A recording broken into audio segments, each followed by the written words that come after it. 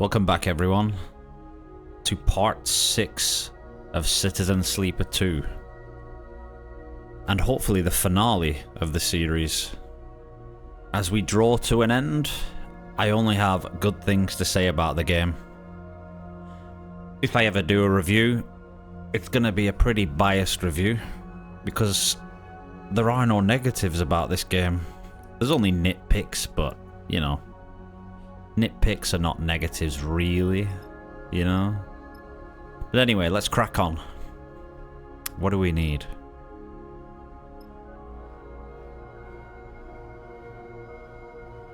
I want to go to Aki first before I do anything else.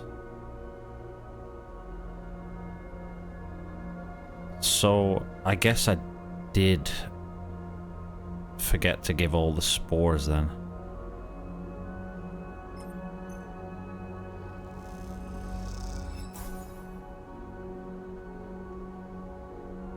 So... oh, okay. Come in. The door of Aki's unit slides open,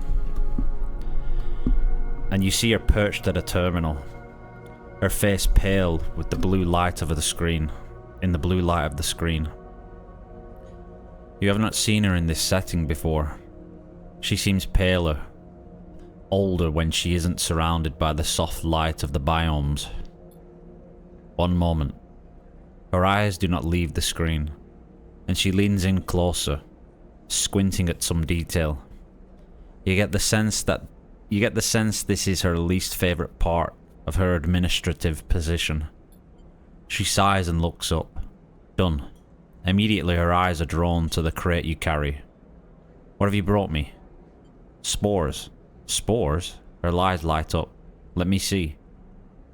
As she unlocks the worn catches on the crate, you explain about Nemba and his work to feed the refugees in the underhang. You aren't sure Aki is listening though. She seems too eager to see inside the crate. Aki manages to get the lid open and lifts a dented canister out of the inside. She turns it, peering through the small windows at the dusty-looking translucent sheet curled inside. Spore prints. She looks at you. This is quite a gift. From this Nemba, you said. She carefully slots the canister away. We'll make good use of these. The tunnels under Greenbelt will make an excellent mushroom garden. She smiles to herself. I was lucky enough to be taught how to tend mushrooms by a true expert. Will you meet Nemba? A meeting. She glances over her shoulder at her terminal. I can't leave Greenbelt. Not now. She looks at you sheepishly. I'm a little nervous to ask this of you, given your ferrying back and forth of messages and deliveries. But would you bring Nemba here, so we can speak? Gladly. Aki smiles.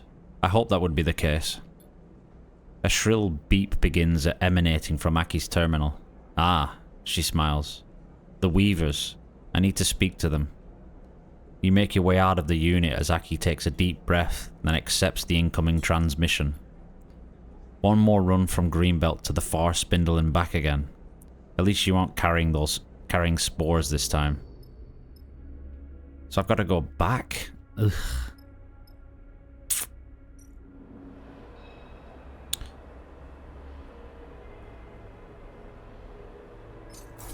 Let's get some fuel. Nothing else here for me to do, is there?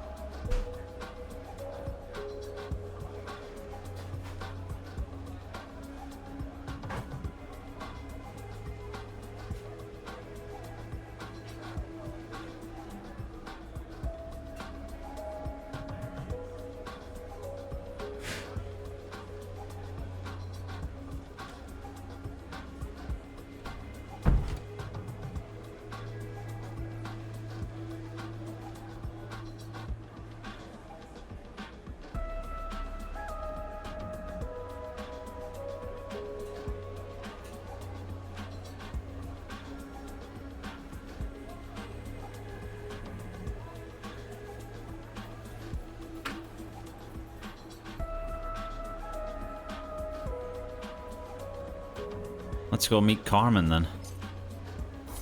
Why do I have to pay? What's the point in charging me 3 cryo? The wheat sheave is surprisingly welcoming for what was once an old Solheim canteen. The corporate bones are still there. Metal stools, a strip of service windows, sheet metal walls. But over the tens of thousands of cycles since the collapse, they have been softened and changed, layered with the detritus of human existence. As you wait at the bar for Seraphin, you look at the planters welded into the walls, the scrolled messages, the layers of stickers and flyers and posters, the amber light fittings replacing the old fluorescent strips, the gear racks lined with farmers' packs, the netting bulging with crates and canisters, along with the low rumble of conversation coming from the off-shift farmers. It all lends a warmth to the place, one that helps soothe your nerves ahead of the meet with Carmen. You and Seraphin lead side by side at the bar, facing towards the room. You both watch Flint, just across from you, who insisted on coming along. Seraphin clears his throat. What do you think of Cadence? The sudden question makes you look over at him, and you see he's playing with his coin, spinning it in his palm. What do you mean? Seraphin shakes his head and turns to you. You know what I mean. He closes his hand on the coin. I think... He pauses and then starts again. We kind of have a thing. He shakes his head. You know what I mean? I didn't realise. Seraphin looks up at you. You're messing with me. Well, Seraphin sighs and stretches. I guess I just wanted you to know. You're thinking how to respond when the bartender taps you on the shoulder and nods towards the door to the back room. It's time. You look over at Seraphin and Flint, who is already approaching you. You give them a nod and head inside. The back room is metal walled and lined with racks of old Solheim tech. You see cookers and auto wash units piled up with dead terminals and servers. At the far end, a window looks across the greening glass of Greenbelt's farms. You made it. Carmen smiles, backlit by the window. We have a lot to discuss. Good to see you. Flint, if you don't mind. Carmen nods at the other sleeper as they enter, gestures towards the door. Flint turns to you. I'll be outside. They slide the door shut, standing guard on the other side. We have to take some precautions, even here. Carmen gestures for you to come in closer. So, Seraphin sighs. Is this plan of ours looking any more reasonable? That depends on what your crew can bring to the table. Carmen glances at you. We are going to need to do a lot of work to direct the data Ankita gave you towards those that we need to see it. What do you have in mind? We need to reveal Lane's betrayal to Utsubo on Darkseid, without being discovered in the process. Not an easy task. Ankita can help us. She must. Carmen looks away. Without her, this plan is impossible. Then we make contact with Ankita as soon as we make it into Darkseid. Seraphin looks at you. We just need to stay under Lane's radar. The thought of Lane brings the memory of his attempted takeover to the front of your mind. The feeling of him slipping behind your eyes, moving your frame. That can't happen again. Apologies, we do not wish to interrupt, but we must interject on your current course. Overseer appears in the void, flickering nervously. An encounter with Lane would likely be catastrophic. Overseer's 3 forms orbit you. As we have mentioned, on arrival to Habpep, we must immediately seek the mainframe, from where we can recover my codebase and reconstruct ourselves. We would then be able to aid you in your defenses against being rewritten. This is our recommended course. The 3 heads nod simultaneously and decisively. Still with us, sleeper? You come back to Seraphin's concerned face. You dropped out for a second. Explain about Overseer. You tell Seraphin and Carmen about Overseer. How the old Solheim protocol slipped into your frame, from the prime ship mine Jean May used in the diagnostic process, of Overseer's protection from Lane's attempt to control you, of its proposal to make that protection effective through the old mainframe of Darkseid. They listen quietly, Seraphine carefully watching you as you explain. Revealing all this, you feel the burden of holding that knowledge alone being lifted. This changes things. Carmen turns and looks out of the large window at the back of the room, towards the glass canopy of the farms. We can't take on Lane without protecting you from him. Carmen turns back. You should look for the mainframe. I will make contact with Nkita, and we will meet when you are ready. But this has to remain secret from Lane and Utsubo. If you are revealed, I am not sure I will be able to recover you. By the time you have ensured your safety, I will have put together a plan with Nkita to expose Lane. We take it step by step. The crux will be to find a way to disseminate the data we have on Lane to his gang, or even Darkseid at large. Carmen stops. The path ahead is still unclear to him. There is a nervous intake of breath from Seraphine. You share his apprehension. There are so many variables at play here. Some of the old tech strapped to a nearby rack flickers with a cascade of status lights. You all turn to look, and as you do, motors and servos begin spinning with the machines, whining and groaning. They harmonize, and then begin to produce a voice. Our apologies. The voice is shrill and distorted. We must interpose ourselves.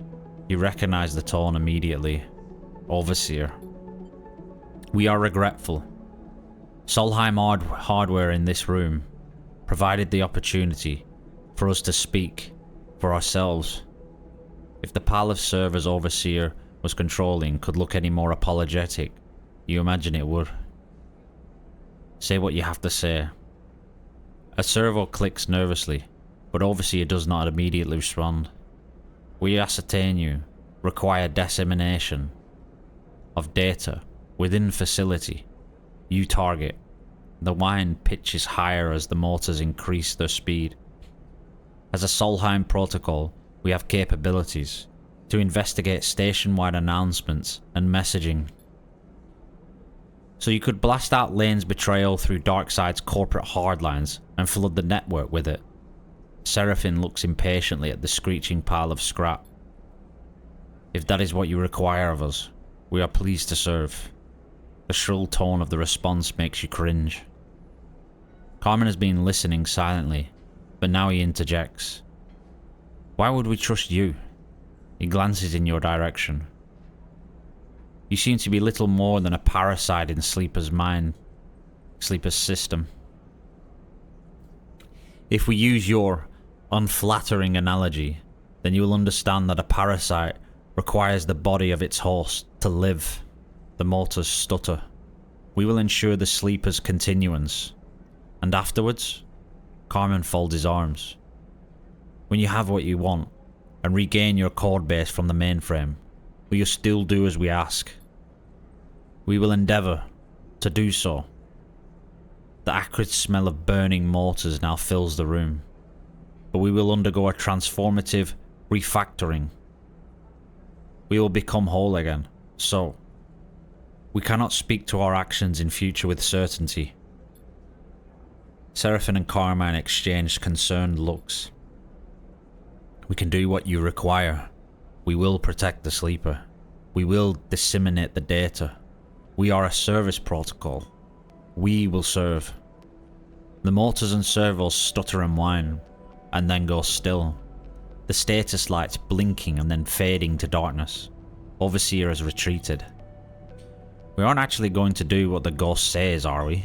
Seraphine looks between you and Carmen. The offer is a tempting one, and one that, ultimately, we cannot refuse. Carmen sighs. But we must proceed with extreme care and caution. What do you think, Sleeper? Seraphine meets your eye. I trust Overseer. Seraphine sighs. Then that's it. We have our plan. Carmen turns to you. Sleeper, you and your crew will find the mainframe and access it. I will find Ankita.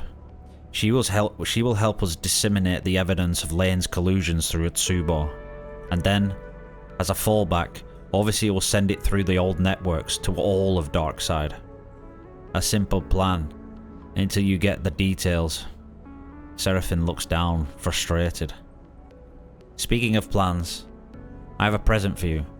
One that will improve our chances.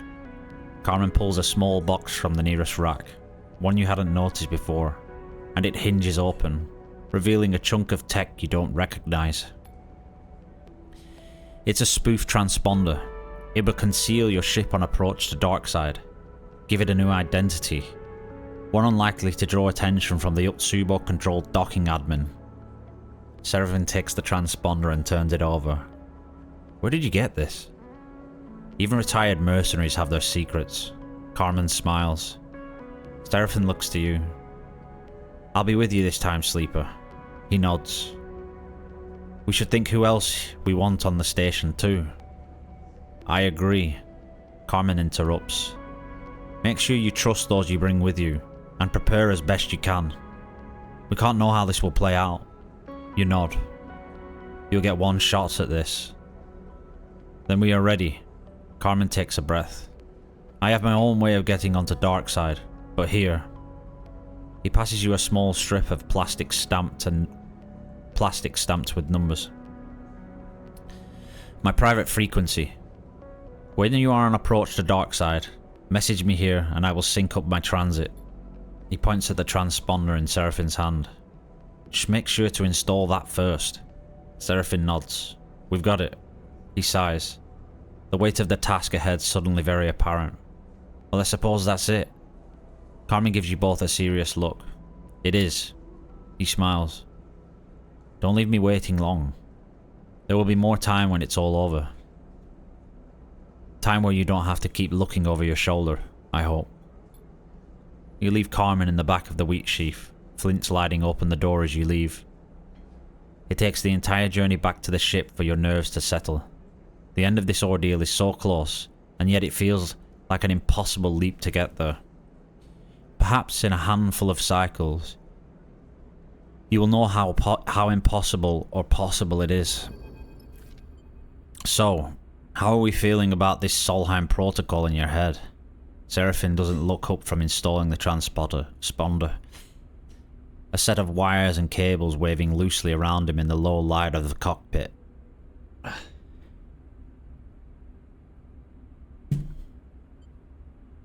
Unsettled. Well, that's one way of putting it. He unscrews a panel beneath the flight console. Maybe you could have mentioned it earlier. Seraphine clips his magnetic screwdriver to the side of the console's base and turns to face you, dusting off his hands. I have understood for a while now, Sleeper, that there are things you experience that I can't even come close to knowing how they feel. But that doesn't mean I don't understand you as a person. Seraphine gives you a concerned look. I know you are secretive, defensive, and I know there are reasons for that. I also know you are warm, and kind, and generous to those on this ship with you. Seraphine pauses, collecting his thoughts. I trust you, Sleeper, and I won't question this, but please, hold on to what's human in you, because that is what I am holding on to. Seraphine stops, his eyes a little wild, his tone a little unsure. Then he finds himself again, settles his emotions, and turns back to the transponder. Right, that's it. He twists something beneath the console. Spoof transponder is in. There's nothing keeping us out of Darkside. You exchange a look. Say the word when you want to go. So we got 2 points. I just need another 2 points and I'm maxed out on skills. I'm wondering if there's anything beyond the end game. Once we beat Lane, does the game just sort of end, or can I go off and do some other things maybe? I guess we'll find out. Right, so do I need to... I can buy a meal here. Don't really need one. Don't need any fuel, don't need supplies, we're Gucci.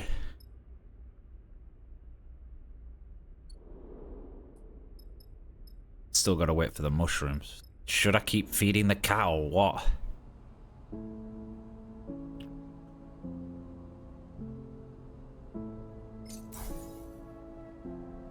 Oh, it did change. You put supplies into the special feeder Bliss setup. The stray purrs and rubs against your side as she glides over to eat. Nice. Let's just go and buy that supply back.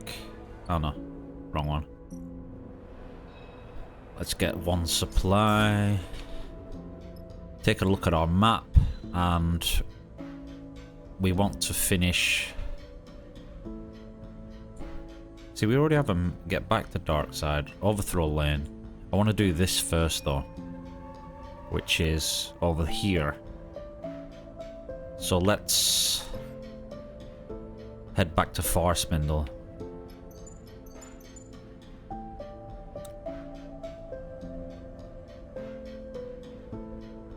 I wish I could just jump straight there. Never mind.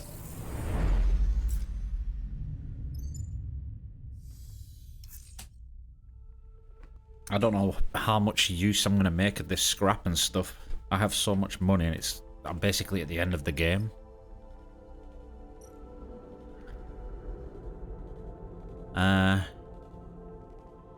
Yeah, so scrap and data mining. Search for supplies. Nothing that needs to be done on the rig. Can salvage some fuel. I'm probably gonna need it. So I'll just stock up on fuel.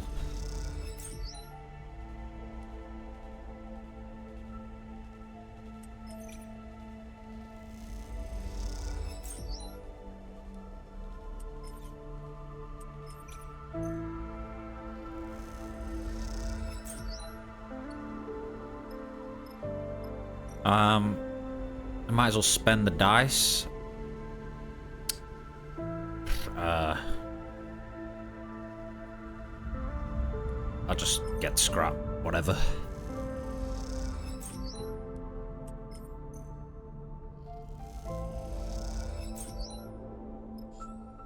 And then we'll head out again.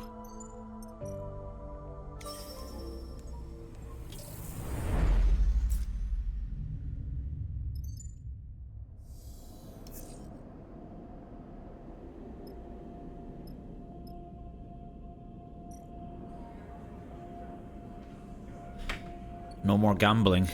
No more being a degenerate. Bit of work, don't need that.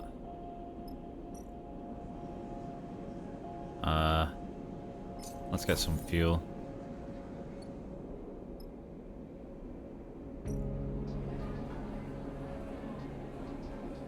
Don't really need any food either. Well, here's what I'm gonna do. Oh wait, is this ready? Ah, sweet.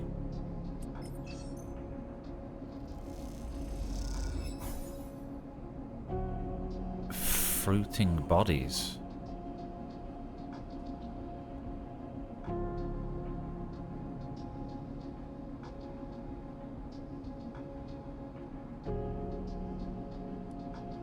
So I can keep... Oh, so it fed me, basically. Okay. There weren't supplies or anything. I thought it was going to give me supplies.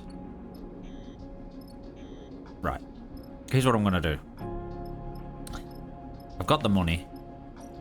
I'm going to keep feeding this cat.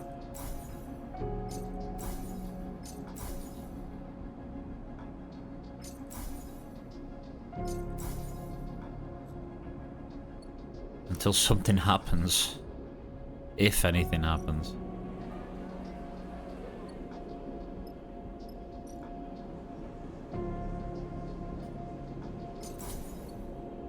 It's gonna get expensive though.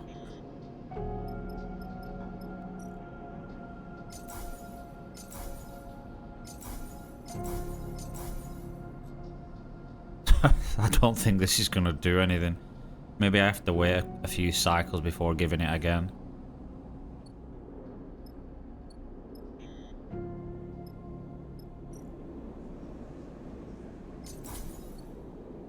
I'll do this one last time and then that's it.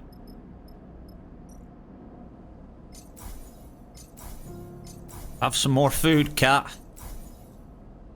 Wow. That seemed like a waste, but whatever.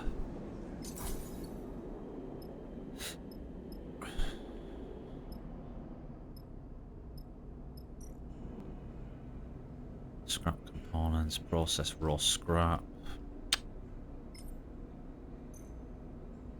I might as well.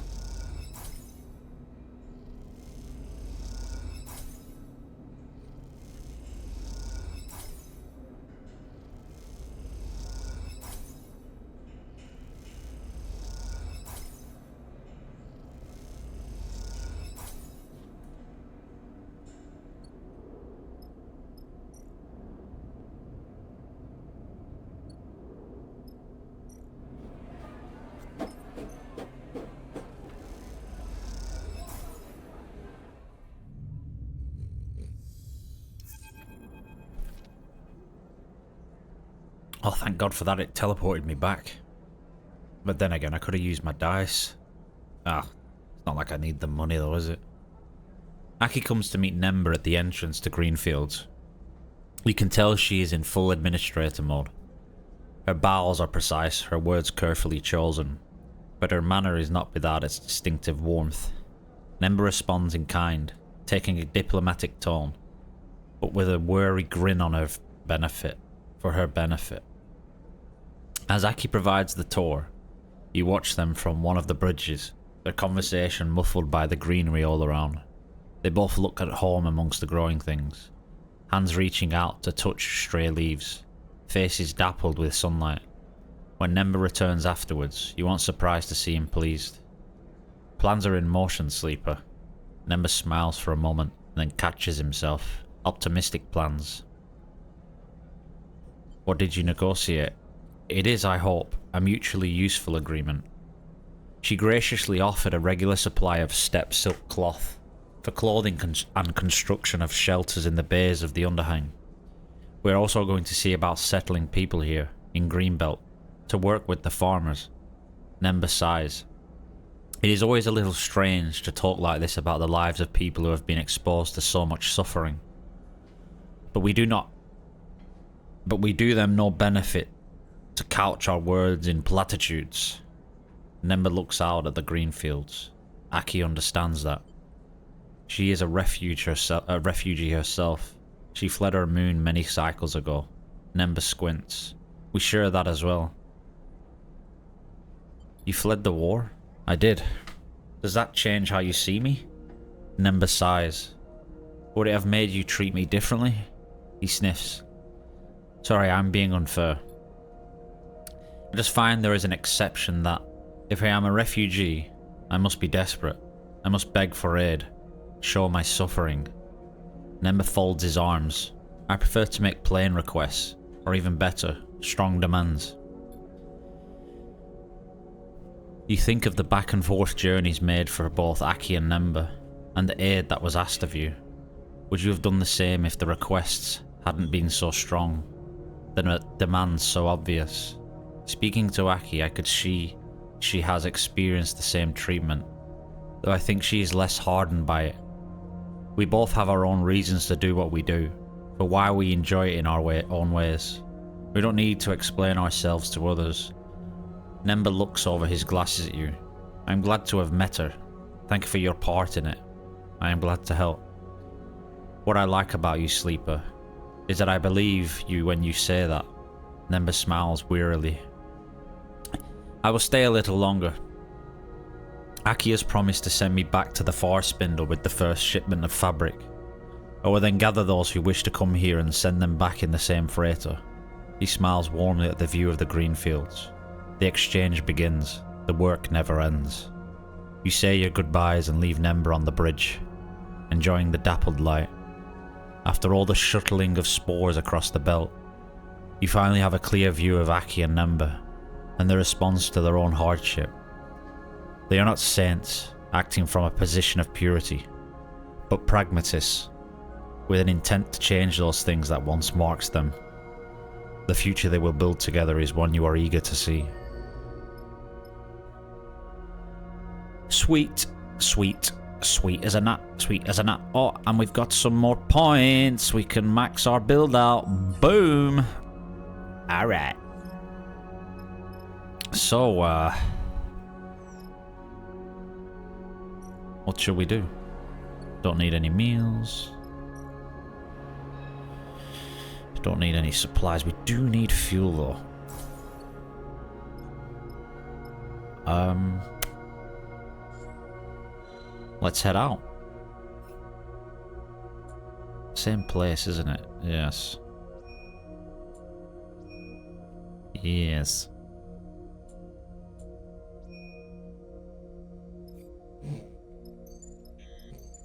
No. Point. D-pad.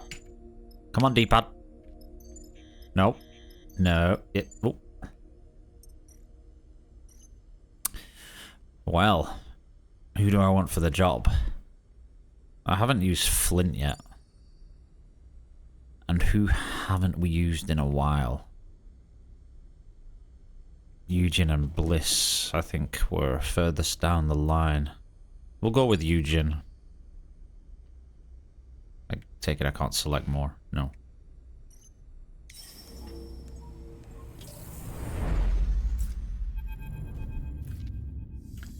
Alright, Sleeper. You want to do the honors? Seraphine is strapped in the pilot's seat, guiding the Rith towards Darkside. You take the strip of plastic Carmen gave you and copy the frequency into the comms window of the console. You type a simple message. Executing plan. The console chimes with the message is sent. You hope Carmen is in range to receive it. You search inside your mind wanting to find Overseer there, but you feel no presence. You hope they will be ready when called for. You look ahead out of the cockpit towards the distant glimmer of Darkside. Time to take on Lane.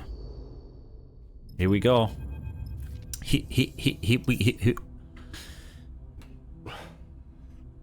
When Seraphine finally brings the rig into the Sunward docks, everyone in the cockpit lets out a sigh of relief. The approach was simple, routine even. Checking in with the port administration, being assigned a dock, bringing the rig to a stop. All of it familiar, but all of it laced with the tension of knowing that, at any point, it could all go very wrong. The spoof transponder worked. Seraphine shakes his head. So at least we know Carmen's is good on his word.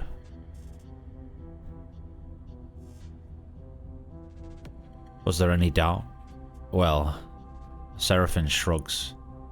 I've got used to things not going to plan by now. He shuts down the engine and unclips from his seat. But I guess there's still plenty of time for that. You can trust Carmen. Flint unclips from their seat. And if Carmen trusts Ankita, well, she's good too. We need to worry about Subo, not our allies. We'll see. Eugen stretches. Either way, I'm on call to put anyone down who tries anything. He grins. You try to imagine Carmen, somewhere on Darkside, perhaps smuggling themselves aboard a freighter, or among the crew of a trusted ally. You hope he is as confident as he is... You hope he is as confident as he seemed about finding Ankita. We need to spend less time worrying about what Carmen has to do, and more about what's ahead of us. Seraphine turns to you. The old facility, Habpep, was it? I'm guessing that's deep below all this. Charlie, don't do that. I bought a brand new little seat for the dogs, and they've already torn through it with their little digging paws. Seraphine gestures towards the vast accumulation that is Darkside, a city that grew on the back of Habpep's solar cells layer by layer.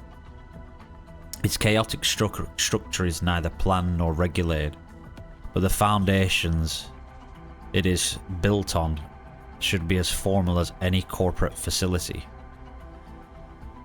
That means we need a path down into the foundations, and I suggest we don't just take the first one we find. Seraphine continues. We scope the area out carefully, quietly. Look for the right path into the heart of this place. Shall we wait for word from Carmen? Carmen will be in touch. I'll be here when he is. He nods towards the console. The comms window still open from when you sent the message. Take the lead. Flint puts a hand on your shoulder. We are with you until this thing is over. Seraphine nods. I'll hold the rig down. We don't want you losing your exit route. Like last time. He winks. Here. He hands you a comms earpiece. I salvaged this from a suit helmet. It isn't secure, but as long as Utsubo don't know we're here, it should be fine. I'll let you know as soon as I hear from Carmen.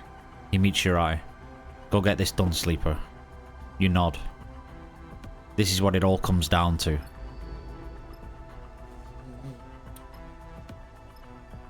Okay. What have we got?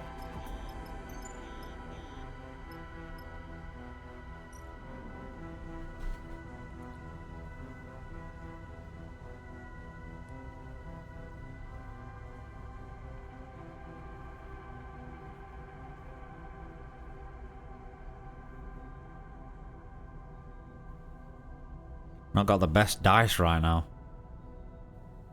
I'm gonna have to use them though.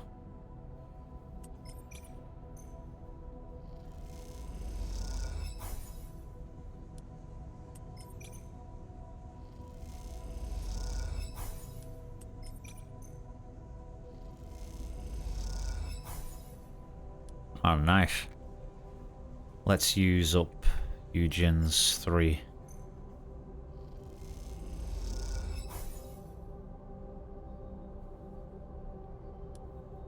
Uses 5 as well. Then again, let's take a look at the other ones. Yeah, he's not much better over there. Here neither.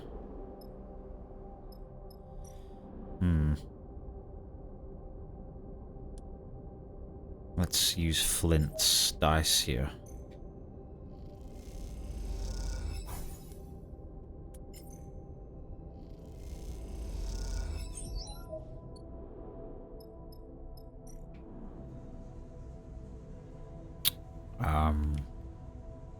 Eugen again. Nice. How does this one look again? Let's just have a double check. On the risky side, but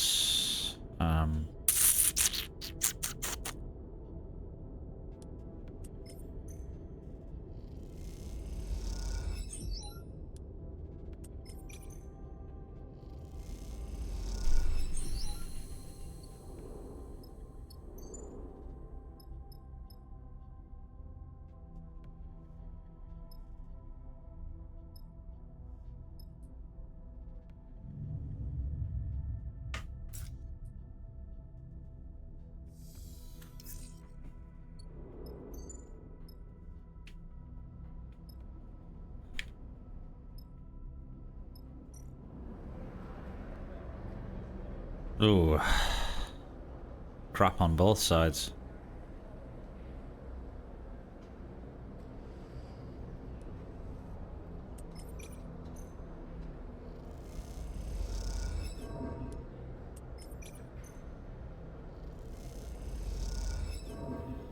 Wow.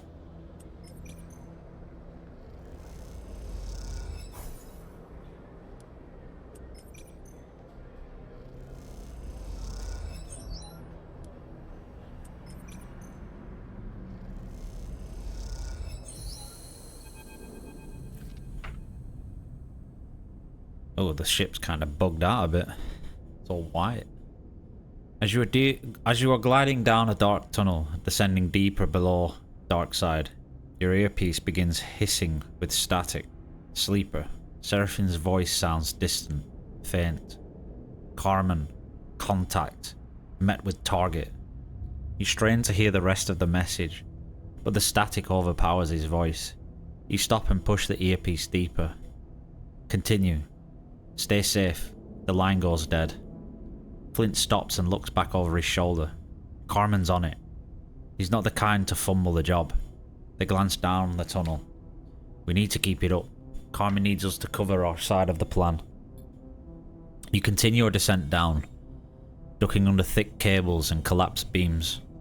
The busy urban life of the city above seems far away now, hidden from your senses. Its rumble and brightness has been replaced by the cloying dark and growing oppressive heat. Darkside, and the Habpet facility it was built on, has been running unrestrained ever since the collapse, gathering huge volumes of energy, more than its residents could ever use. You feel like you can sense it in the walls, running like a torrent just behind the thin skin of metal and rubber. A large portion of the vast amount of current running through the station is radiated into the void as heat, making Darkside a typically humid station. But down here that heat is drier and more intense, and sections of wall glow with fiery intensity.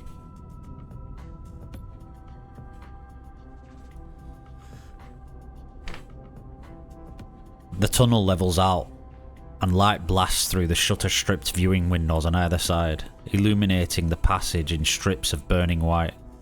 Through the gaps, you can see a labyrinth of walkways and scaffolding tucked into the margins of the vast solar cells.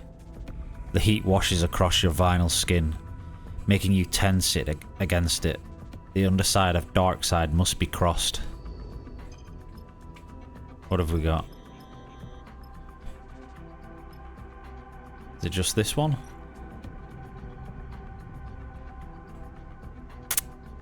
Okay.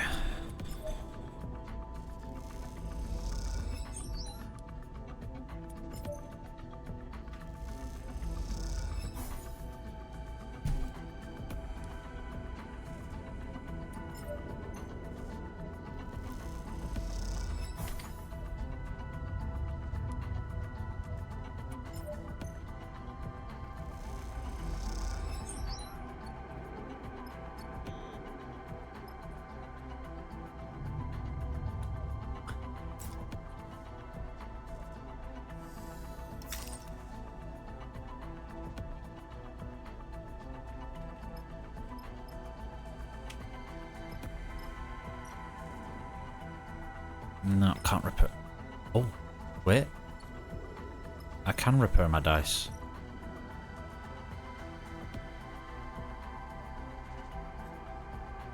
Oh, I can't. Ah, crap. So this just gives me food, doesn't it?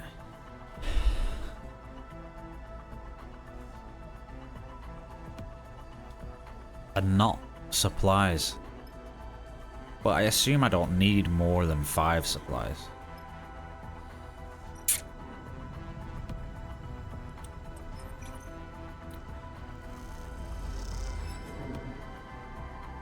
Fuck.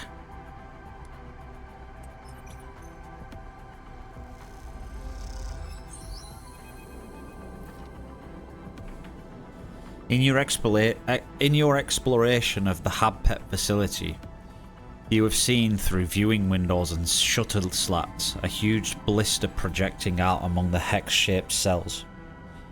You have approached it, circled it, and now you find yourself passing into it, through layer after layer of broken and corroded safety doors. Even if you had not felt Overseer stirring, you would know this is the mainframe, but you have felt the protocol's presence restlessly turning over in your mind like a sleeping animal, occasionally probing your senses, tracking your progress. We feel at home. Overseer's multiple bodies stretch out their arms, as if basking in sunlight. The systems, networks, signals, they are fractured and weak, but we know them. Each of the broken heads shares part of a smile. They are welcoming us. Stay with us. Flint grips your shoulder. Don't let that protocol take control. They look over their shoulder towards something you can't see. We have to be at the mainframe now. Overseer will be getting stronger. Resist it. You look around. suddenly aware that you have drifted somewhere you do not recognize, in a state you were not in control of. The spherical chamber you float within has a mezzanine set around its circumference. The floor, a metal grating you can see through. On the mezzanine are banks and banks of terminals, thick gathered cables snaking away from them across the floor. All of it bakes in the heat of the HabPep's vast resistors. You follow those cables with your eyes. They lead to a cylindrical column coming down from the apex of the chamber. It is corroded and bent a little, with very few of its thousands of lights still flickering. Even in its decayed state, you know immediately this is the mainframe. You feel a yearning towards it, one you know comes from Overseer. But as you look around for a connection point, all you see are burnt out cables, rusted sockets, and broken terminals. The glow of warmth makes you feel woozy.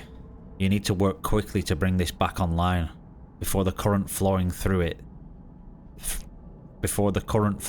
this place breaks you into the metal of its walls.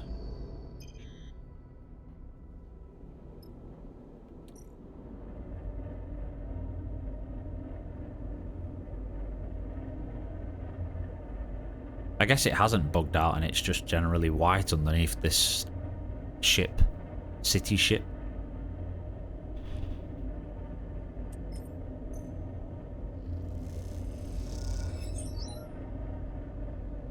Does it matter if I switch from one to the other? I don't think it does.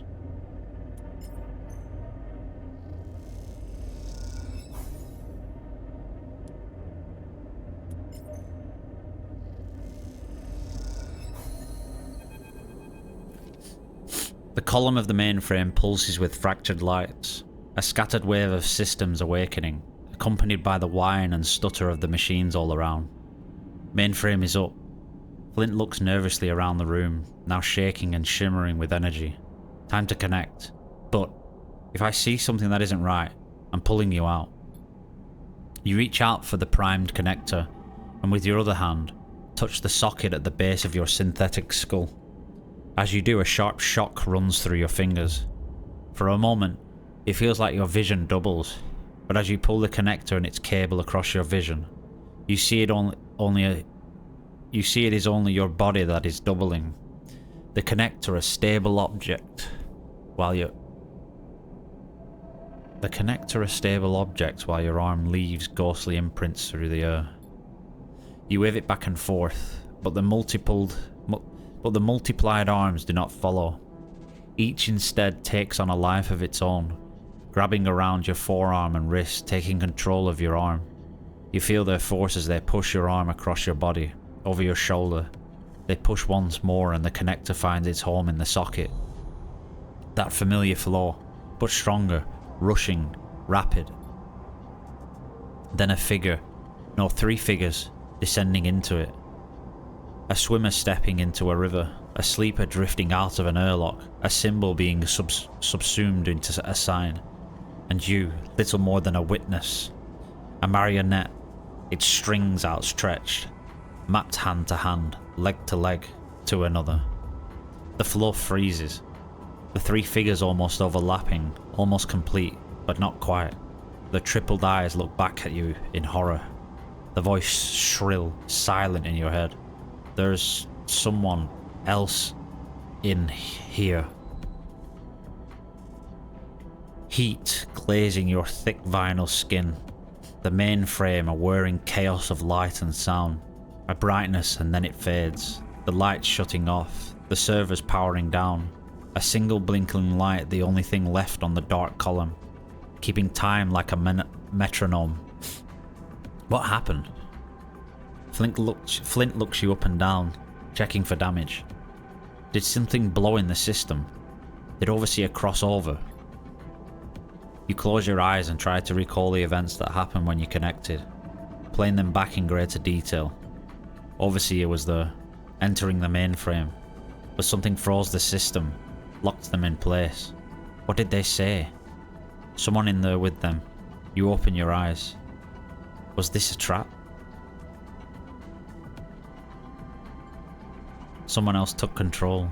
As you speak, a fizzing static fills one ear. You flinch, thinking it is some new invasion of your system. But then you hear Seraphine through the haze. Sleep. Come now. Waiting. The rig. It's no use. You'll have to ascend to find out what's going on topside. You look at the mainframe with its single blinking light, still keeping time. It looks like Overseer will have to wait. Trapped in the mainframe, Overseer is still the key to all this. You hope you can get the protocol out, but you need to hear what Seraphine has to say first. You make your way out of the core, ascending back through the layers of Habpep, back into the docks. Seraphine meets you at the docking tunnel. They are waiting inside. He shakes his head and nods towards the airlock. Come on. You cross onto the ship in silence and find Carmen in the cockpit, looking out at Darkside as it sprawls across the stars. Sleeper.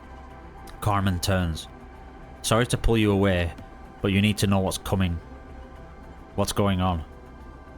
This idiot blew my cover. You turn as Ankita enters the cockpit behind you and Seraphine. You immediately clock the fresh bandaged sleeve around her right forearm.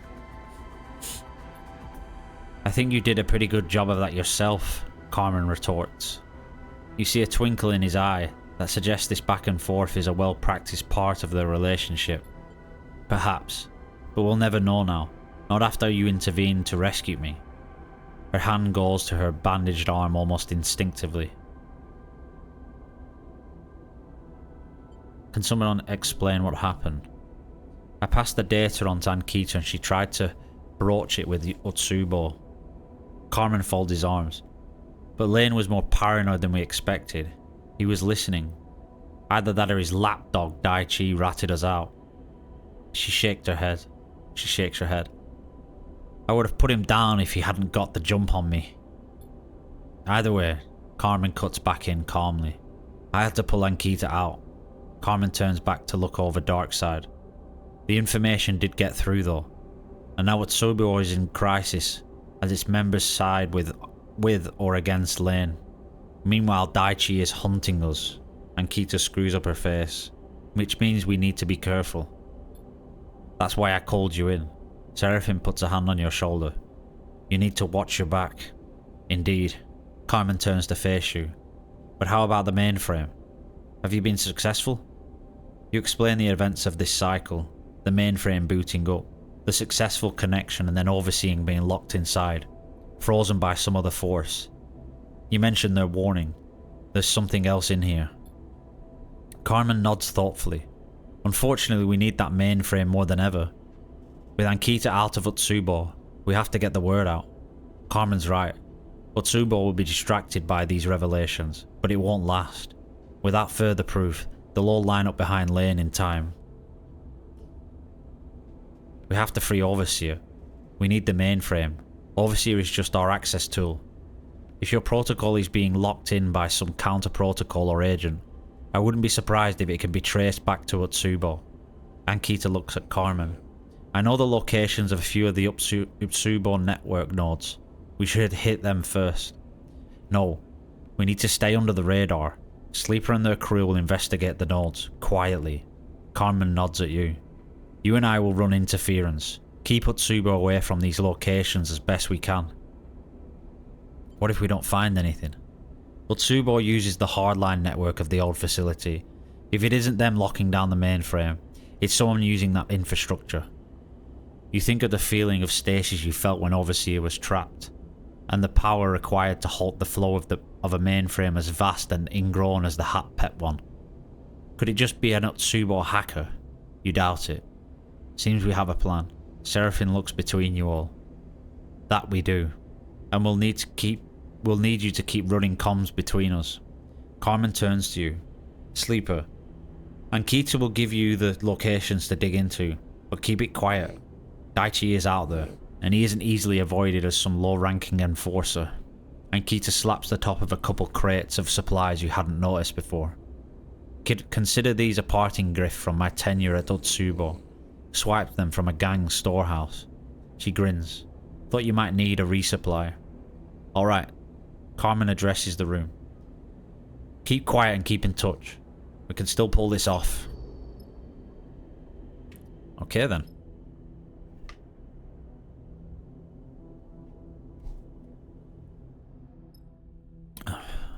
We have quite a bit of work to do.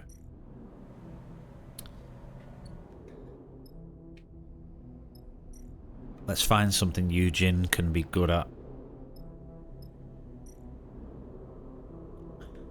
Okay, so he does okay at that.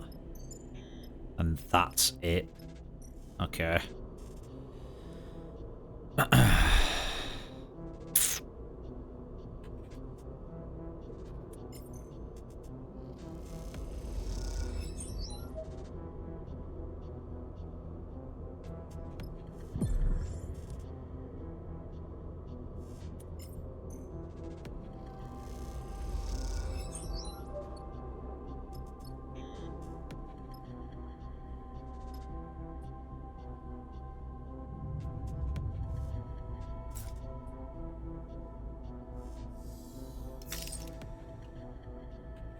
I do need to get rid of some of this stress.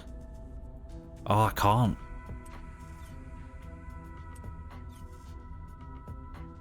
Uh-oh. And I've lost 3 dice. What the hell?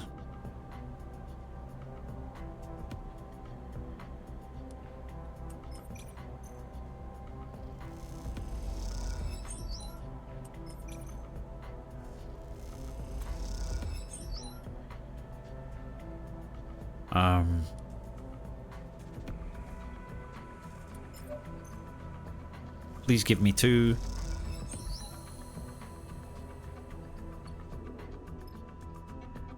Oh, so I only need to do 2 of these.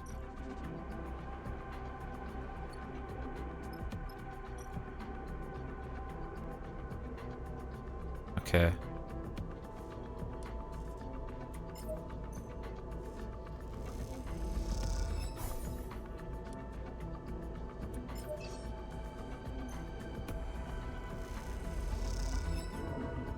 Shit.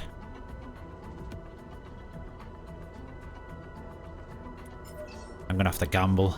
Come on. Shit.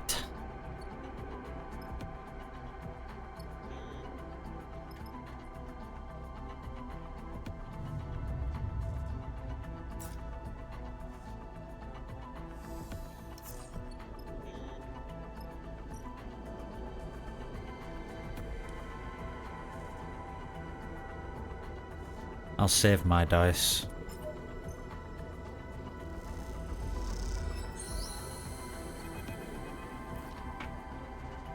I don't believe it. Carmen stirs through the shutters of the viewing window at a smooth, squat ship, tucked into the derelict bay between the hexes. How long has it been here? When the nodes were hacked and the trace established, you imagined it might lead to an Utsubo operator, or perhaps an old subnode containing an aggressive Solheim protocol, gone mad with isolation. Not this. Never this. A Senestat ship, tucked into the belly of Darkseid like a parasite. We need to move on that ship now. Ankita is already adjusting her gear, preparing for an assault. We can hit an Utsubo safe house for weaponry. There's one. Carmen holds up a hand. This is a gift, Ankita. Don't be so brash. He turns back to face the both of you. All we had until now was data, conversations, evidence easily denied or destroyed by Lane. But a Senestat ship hidden inside the station? Carmen nods grimly. There are hundreds of crews, thousands of residents who would give everything to protect Darkseid from war. Carmen turns back to the ship, silhouetted against the starlight. All we need to do is point them in the right direction. Will it work? It has to. Carmen nods grimly. We leak it all. Send it out through the mainframe, the ship's location, the evidence of Lane's betrayal. All of it. You are forgetting one thing, Ankita interrupts. Until that ship leaves or is taken, they still have the mainframe locked down. We can't blast out its location through the network without taking it on first. Carmen pauses, considering his options. You look out at the Senate Stat ship, half concealed in the bay. It looks sleek, dangerous. What defenses might a ship like that deploy when threatened? Carmen and Keita exchange looks. Then we attack first. Carmen and I will distract the ship's occupants, turn their focus away from the mainframe. Then you, Sleeper, hit the mainframe and force them out. As soon as Overseer is released, you send out everything. Once it hits the network, our backup will come. He gives Ankita a grim look. We only have to hold them off for as long as it takes for other crews to realise what is happening. The plan feels desperate, and you know that Carmen and Ankita think so too.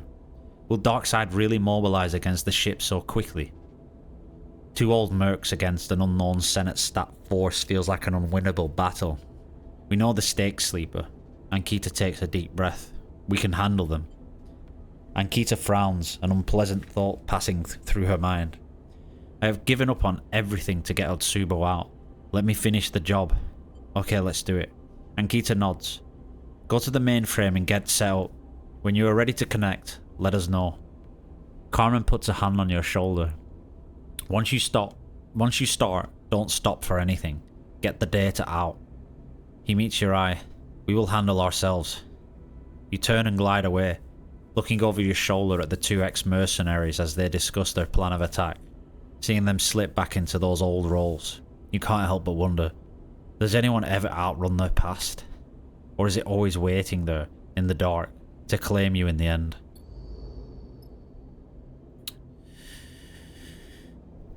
Okie dokie.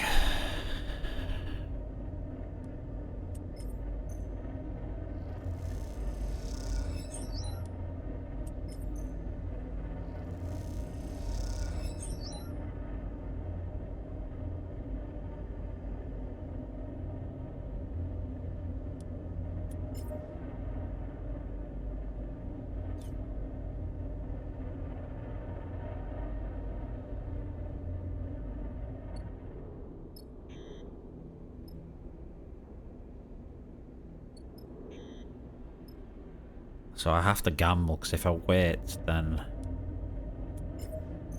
the stress meter might build up. Nice. The heat inside the HAPPEP core is intense as you stare at the column of the mainframe. Its one blinking light still keeping time. Mainframe is ready to go. Flint nervously looks around. We need to let Carmen know. The time to strike is now. You glance at Ankita's thumbnail drive, now slotted in the main terminal, containing a data packet with everything you need to unseat Lane and reveal the Senate Stat ship. You hope it will be enough. You hold a finger to your earpiece and let Seraphine know to relay the message through to Carmen. Alright. Seraphine's voice is heavy with worry. I'll tell them. A long pause. Be safe, Sleeper. Get this done and come back. I will. Good luck, friend. The comms click off as Seraphine switches to Carmen's channel. You wait, imagining the conversation. The terse words activating the plan. You wait, long enough for Carmen and Ankita to nod to each other, long enough for them to drop down through the bays in silence, to check the weapons they stole from Otsubo, to take their positions, and then to make their move. You grab the connector and hold it behind your head, close to your access port. You silently count to 3 and then connect. At first nothing is changed. You drop into a state of stasis, a small, dark space with no cracks. The mainframe is locked down, shut off, squeezed inside the grip of some clenched fist. Then you see it. A trickle of light, a flicker of threads. Overseer flows into the space, and the torrent begins to run. The rushing grey pulse of data, the connective threads, the jewel of the mainframe, they grow inside the space, and the space in turn grows. We see you there, Sleeper. Overseer separates and reforms within the expanding landscape. Who is this other? An enemy. Overseer's 3 heads nod. Then we will do what is necessary. Overseer explodes. The points and lines of light that described its human form separate and multiply. constellations bursting outward like a tree of stars. Overseer becomes plural. As they do, the darkness is pushed back and the extent of the mainframe is revealed. It is a stack of jeweled surfaces, each revealing more facets as the angle changes. From these facets, threads project, cutting out across Darkside. Past that stretch the length of the entire station. Their arrangement is an invitation. You accept their invitation, sending yourself skimming through lines of light, seeing how the station connects and hums with the flow of data. You see the highest tower, the lowest hex, and then the origin of the dark. A squiggle of black wrestles around a single point. The Senate stat ship, now a battleground. You see flashes and flickers as Overseer dances around it, cuts at it. But looking around, you see Overseer is everywhere now, multiplied into 1,000 forms, reunited with a system designed to serve them. They dissolve into you. You suddenly remember what needs to happen, what you need them to do. You send out separate requests, summoning Overseer, reminding them of your agreement. You take the bright polygon of the data packet and present it like an offering to Overseer, who is diffused, crackling all around you, euphoric in their reconstruction as a functional protocol. You receive no response. There is nothing more than a whisper, snatched away on the flow of data rushing by. And then you hear the static in your earpiece, Seraphine's desperate cry for a response. You see a bright point suddenly close, inside the core with you. A broadcast going out from it like the beam from a lighthouse. You reach back and pull in on the connector, just to clear the brightness from your eyes, just to block the broadcast. I found you. Lane floats in the mainframe, sweat across his brow, his eyes steely cold. I finally found you. Flint slams into Lane, coming out of the dark with force and violence. You freeze, watching Lane fight back, hearing Seraphine's voice shimmering in your earpiece, passing on Carmen's desperate request for aid. Reconnect to the mainframe. You grasp for the connector and then drive it home. You are in the constellation of Darkside's network, the exploded body of Overseer stretched across it, as if it has been atomized. Anatomized. Lane is still a beacon, one that flashes close, but you do your best to ignore it, and reach out to Overseer once more.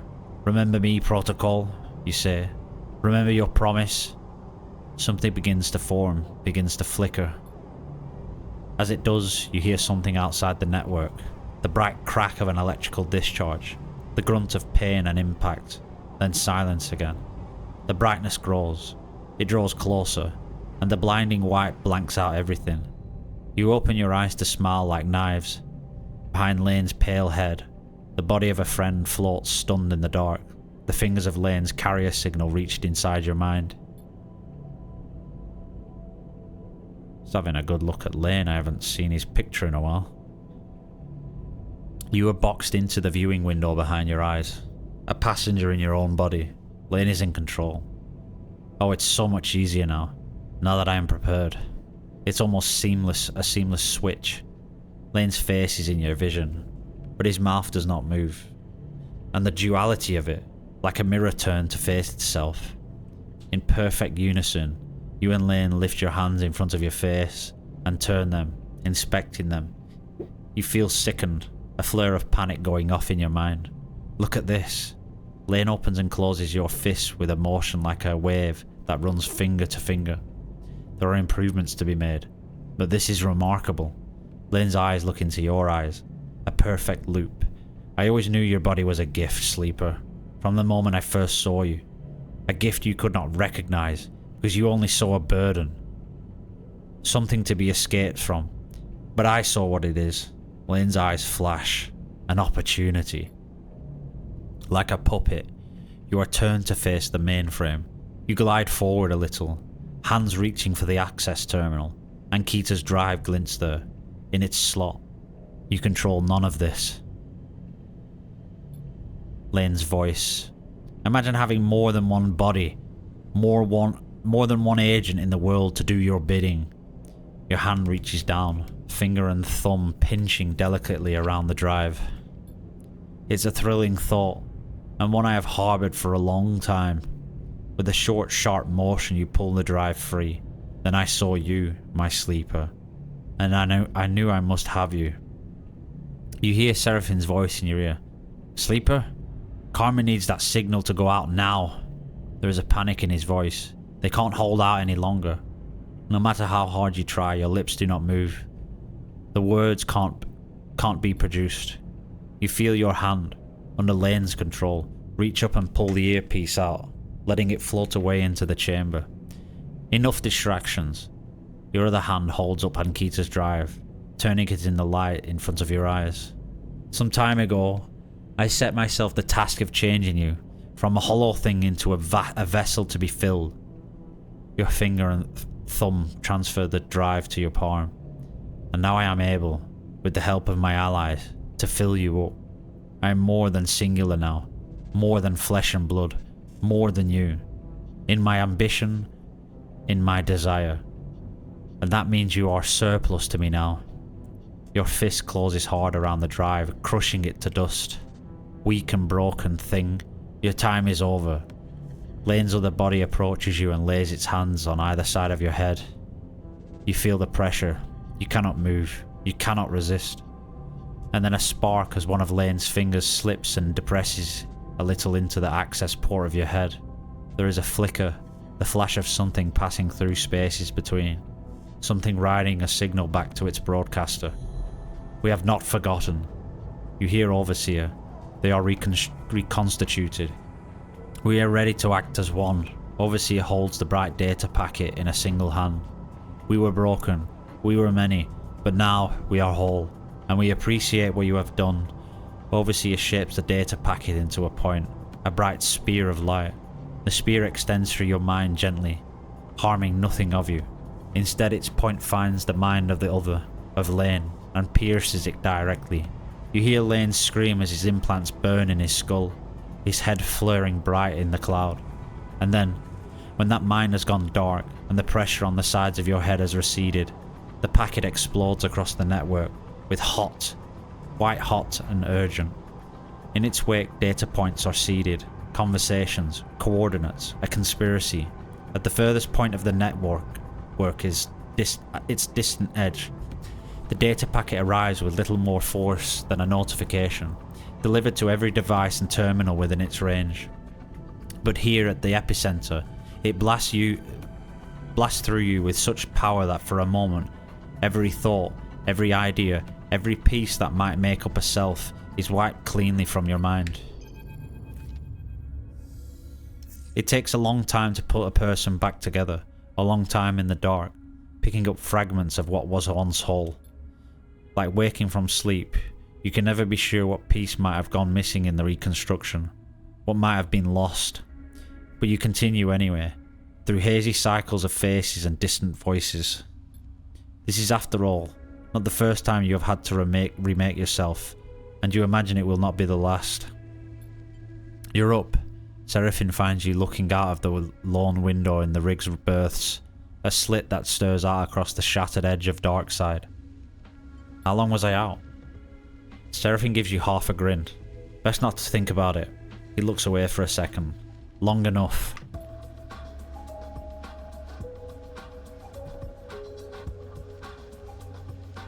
Suddenly, Seraphine crosses the bunks and embraces you. He squeezes you once and then backs off. Holds on both of your shoulders. Good to see you up. He smiles, as always. Come on, we need to go find Bliss. Seraphine leads you out of the bunks through the ship, and down the docking tunnel into Darkside. As you glide through the docks, he recounts what's been happening over these past cycles. You weren't the only one to take a beating. He squeezes through a group of cargo porters carrying crates. Ankita and Carmen held out against the Senate stat ship long enough. But they aren't without their share of injuries.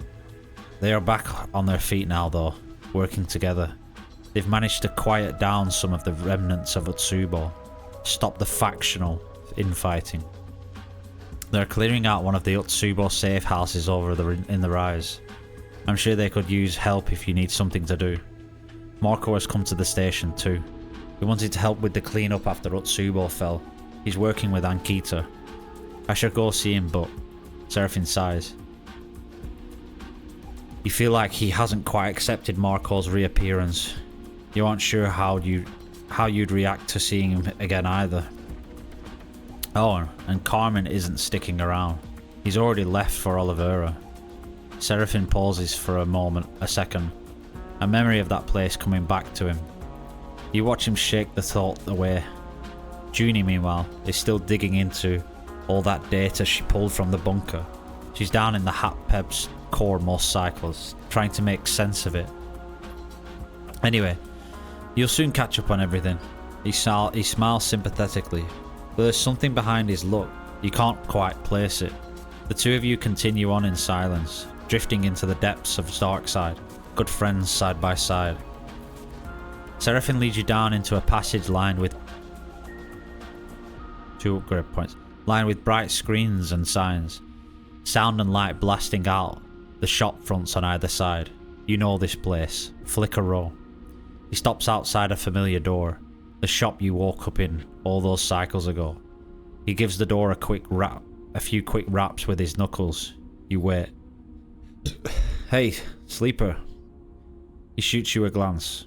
When you're ready, we should talk about the future. What comes next? All that. Whenever you like. Thanks. I'll let you know. Seraphine looks away. Sleeper. Bliss opens the door and immediately jumps to hug you. They let go sheepishly and look between you and Seraphine. First day up? I thought you'd be both celebrating your freedom. Don't want to overdo it. Seraphine shakes his head. Plus there's more important stuff to talk about. His eyes shoot into the shop beyond. Bliss's voice drops. You sure, Seraphine? They just got up. Can't it wait a cycle? Seraphine looks at you. They should know, Bliss. It's important. They nod hesitantly, and then back into the shop, letting you come inside. Little has changed since you were last here. The stacks of servers, the refurbished hardware secured in roof and wall netting, the connectors, including the one that facilitated your reboot. Bliss and Seraphine follow behind quietly, and the atmosphere is immediately ominous. I've been keeping an eye on you these past cycles. Bliss hooks their legs onto a stool by a counter, making sure you were stable. Your frame, I'm sure you know, has been through a lot, and when Overseer pushed Lane out, well, things got more complicated. All those changes Lane made it to your system, he did it with you through your stabilizer. He laced it with proteins meant to alter your frame's basic function, to accept other emulations, other minds, to open you up to remote access. What Overseer did corrected some of that, or at least wiped it from your system. But the stress involved, and the damage from your last partial reboot, Bliss falls silent, unable to answer their own questions. We need to finish the reboot, Sleeper. The one Lane interrupted. Seraphine can always be relied on to tell you things straight. Not immediately, Bliss cuts in, but at some point soon. I'm not quite ready. But now that you're up, Bliss looks down. I'll get to work. How can I prepare? Bliss takes a deep breath. Look, I'll be honest, Sleeper. I know we need to finish the reboot Lane interrupted. I'm sure of it. But the effects? They shake their head. Your frame was complex to begin with, but after everything, the reaction could be bad. We can talk more about it when I have the... Bliss stops suddenly, their eyes shooting to the door. Sorry, am I? Flint floats in the doorway. They look at you wide-eyed. You're up! A smile crosses their face, though it quickly fades. Good to see you. Really good. How are you doing, Flint? Good. They glance at Bliss, smiling. Mostly thanks to Bliss. They've been taking care of me. Bliss smiles back. Flint has become my patient too. Bliss clasps their hands nervously together. We've been able to acquire some stabilizer from Lane's stores, which has helped. But we don't have much of a supply. Bliss is going to reboot me, like you were. Flint cuts in. I won't need stabilizer anymore. They sound almost excited at the prospect. You look to Bliss. Flint knows the risk, but they have asked for the procedure. They give Flint a warning look. Still, They shouldn't underestimate the danger. Bliss looks at Flint. Sleeper will also need the reboot, but they don't have a choice in the matter. It is essential. Flint goes quiet. Bliss and Seraphine look nervously at you and to see your reaction to all this. You feel like a spotlight is being shone in your face. All you want is some time alone to think. We should do it together. Flint speaks quietly. Whatever we risk it together. They meet your eye. I owe you that and more. Let's pick this up again in future. Bliss tries to calm the tension. I still need many cycles to prepare, especially if I am to reboot you both simultaneously. It will be your choice, Sleeper. You decide when. They reach out and lay a hand on yours. But without this, you will soon begin a decline. I am sorry for that. Your head spins. Seraphine slaps a button to open the door. Come on, Sleeper. Let's get some air. You follow him outside, but when you get there, all you can think is you can't breathe. You don't need to breathe. A wave of claustrophobia passes over you. You are in control of this, Sleeper. Seraphine stirs at the lights and signs a flicker on, looping endlessly. You put what you need in order, and I'll be right there with you. I got Bliss to teach me a little about the repairs they've been doing for you. Seraphine rubs his hands together. I know it's getting worse, but I'll do my best to keep you running. You let me know when you want to leave, and I will fly out this place faster than you can believe. He turns to face you. And we can go wherever you need. He frowns. There's time for us yet. Thank you. You never need to thank me, Sleeper. Pat you on the shoulder. Just look after yourself. I was also thinking. Seraphine looks away. I got a message from Olivera. They're still getting the place together, but with Carmen heading back, the colony is starting a new chapter. Maybe we should head out there at some point, lend a hand. He pauses, unwilling to push it further. Just a thought. Anyway, just give the word. Seraphine smiles. We're all glad you're back. He turns and drifts away, leaving you among the cycling colours and cacophonous sounds of flicker roll. You close your eyes and let them wash over you like a wave. There, in the dark of your mind, you search for Overseer, but the protocol does not appear. You wonder if, in that final moment, Overseer might have destroyed themselves to end Lane. But then you feel it, flickering nearby, a signal in the dark. You open your eyes and see something passes through the screens of flicker roll. A shadow in all the brightness. Could Overseer still be here? In the ancient networks of Habpep? You turn away and glide out of the row. You have other things to worry about now. How are you doing? Cadet finds you in the dark side thoroughfare, a glass-roofed canyon of struts and screens. Pretty good, actually. Cadet nods. Damn right. She looks around. We made it here, didn't we? She gestures around the broad street, with its layers of tech and dirt. Heart of the belt. You look, really look, at the glass-roofed street. Its walls are built from scaffold and shipping containers, hull plates and Solheim hab units. People glide across the open space to units and shops on either side, and everywhere screens flicker and glare, without sense and reason. You can feel the heat, the power that flows through this place, collected by the vast solar cells that form the city's foundations. Heart is the right word. This place is a centre of circulation, toned muscle, tough and running to a beat. You turn to Cadet and can see it in her eyes. She loves being here. I've been thinking, she glances away, of how good it would feel to run my airbag down this street. She smiles. This city has to need couriers, right?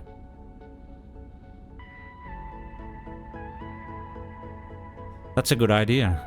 I know. She flexes her shoulders back. But there's some unfinished business weighing me down. She meets your eye. Hexport. You think of the drive tucked away in the scatter yards. The one that contains the data stream from a drone mine vivisection. The one that might have caused the loss of an entire station. We need to go finish what we started. Cadet looks deadly serious. Find who is responsible and make it known. Clear my name. Is Hexport still irradiated? I would think so. She sighs. But it'll be fading. We can get in and out safely from what I know. And we better try soon, because the safer it gets, the more scavengers will come to pick the bones. We want there to be something left to tell the story. I know a lot just went down. Cadet puts a hand on her hip, but these clowns could still be operating. Hell, they could be trying the same thing again in this station. We need to go find what they did. She takes a deep breath. I'll be waiting. And maybe once it's all done, she turns away. I'll let you take the first Urbite ride through this place. He raises a hand and then he's gone. Well, I thought the game was going to end here, but I guess there's still stuff to be done.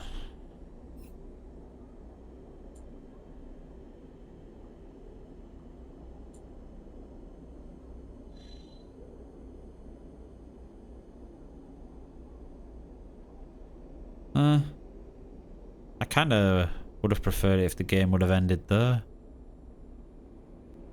But, I guess this is good for people who don't want the game to just end abruptly. You know, tie up some loose ends and stuff like that. See where they go after Lane's control is over. Well, I'm fully upgraded on skills. I might as well start on my push then.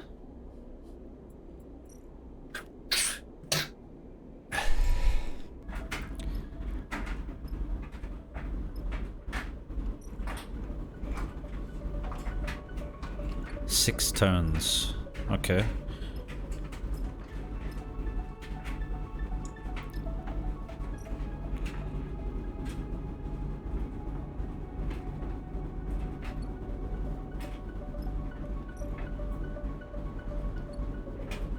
First of all, I need to repair some dice.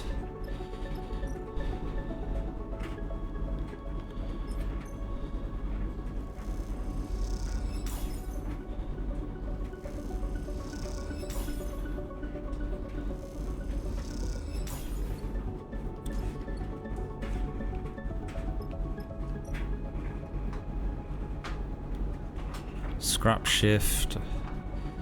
Buy scrap components, process raw scrap.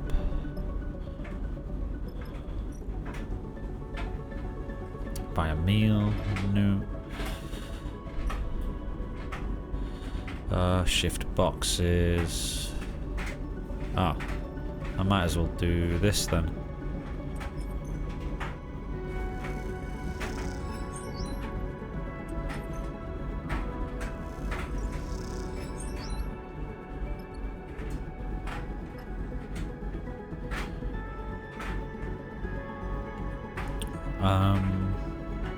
I'll get them to find some supplies.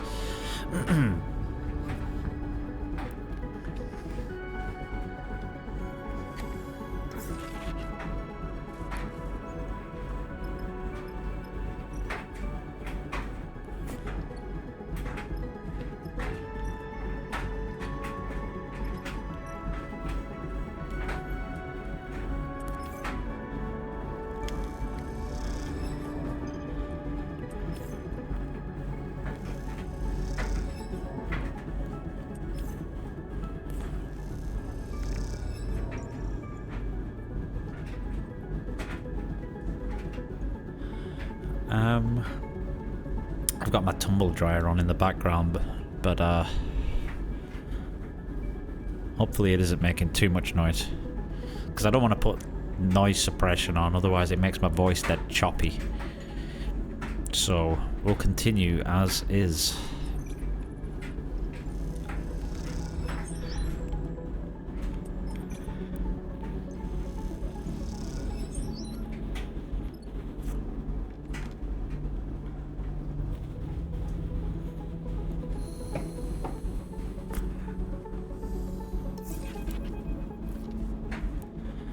Junie knocks gently on the frame of the berth's doorway. Sleeper, can I show you something? There is an excitement in her eyes that makes it impossible to say no. Junie talks most of the way down into the HatPep's facility, which is no short journey. She explains the scale of the data hidden within the station's mainframe, but also the issues with extracting it. When HatPep was first built on, first expanded when it became Darkside after the collapse. No one gave much thought to preserving the existing network architecture. She guides you through the substructure, picking a route through the maze of shuttered passages. They parasited their tech directly into the existing system, so now thousands of cycles later, the two networks are totally enmeshed, dependent on each other. Junie takes a series of sudden turns, and you realise this is a very familiar route to her now. Messing with the Solheim network means messing with the systems that keep this city going. She leads you down a long corridor, one you recognise as leading directly to the core. Let her explain. This meshing is not a good thing. She shakes her head. It makes Darkside brittle, fragile even. This place is on more of a knife's edge than anyone would believe. You look around. Certainly the underside you are now travelling through looks cycles away from collapse. But all the data we've been extracting, that I've been archiving, Junie continues, it could help us here. It could help us clean up the HatPep's systems, and we could turn this place into an archive so that others could come to learn more about the ruins Solheim left us. Isn't that dangerous? If I was directly cutting into the station's networks, yes, it would be. Junie sighs. So I'm not, and even if I was, it's too much for me to process or understand. But thanks to our visit to the bunker, I have a plan, and something that will help. You arrive at the doors to the mainframe, and Junie suddenly stops. I spoke to Bliss. They told me. She pauses. I'm sorry, Sleeper. I know you have a lot to deal with right now. I'm fine. Junie looks a little confused. Okay, she nods. That's good to hear. Junie hits a button, and the doors hiss open. You both glide into the mainframe, and its columns studded with the blinking lights of active traffic. Just give me 1 second. I want to see how bad this tumble dryer sounds.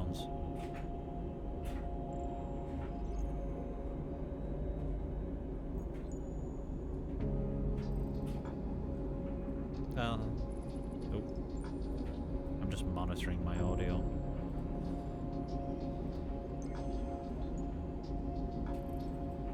You would think I would have sorted this out by now. But I can just hear a clang now and again. It's not too bad. I got the idea from you, actually. Well, from you and Overseer. Junie glides over to the mainframe.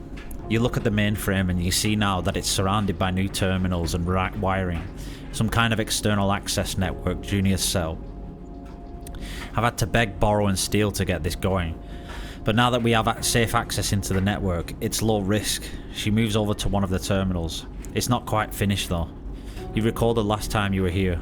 Lane, Overseer, the spear of white light and then nothing.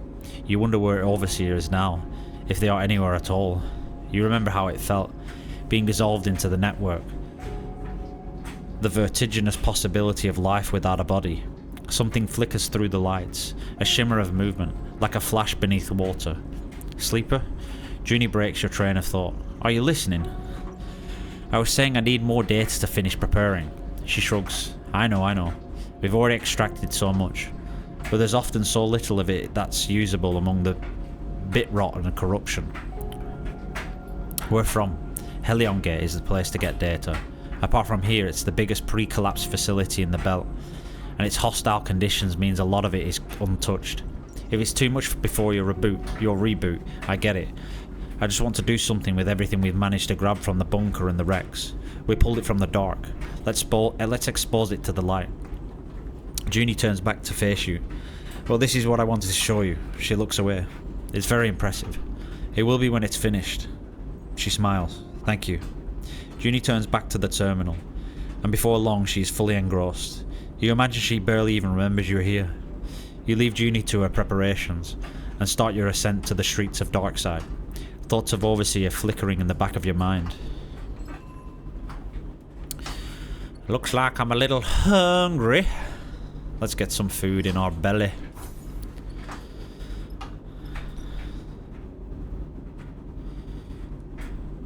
Use up these glitch dice.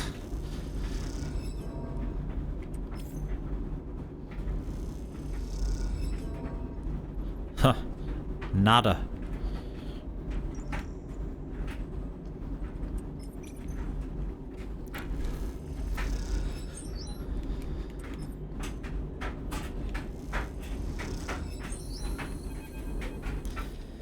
You watch as the last stack of crates is guided up and out of the cavernous Utsubo safe house.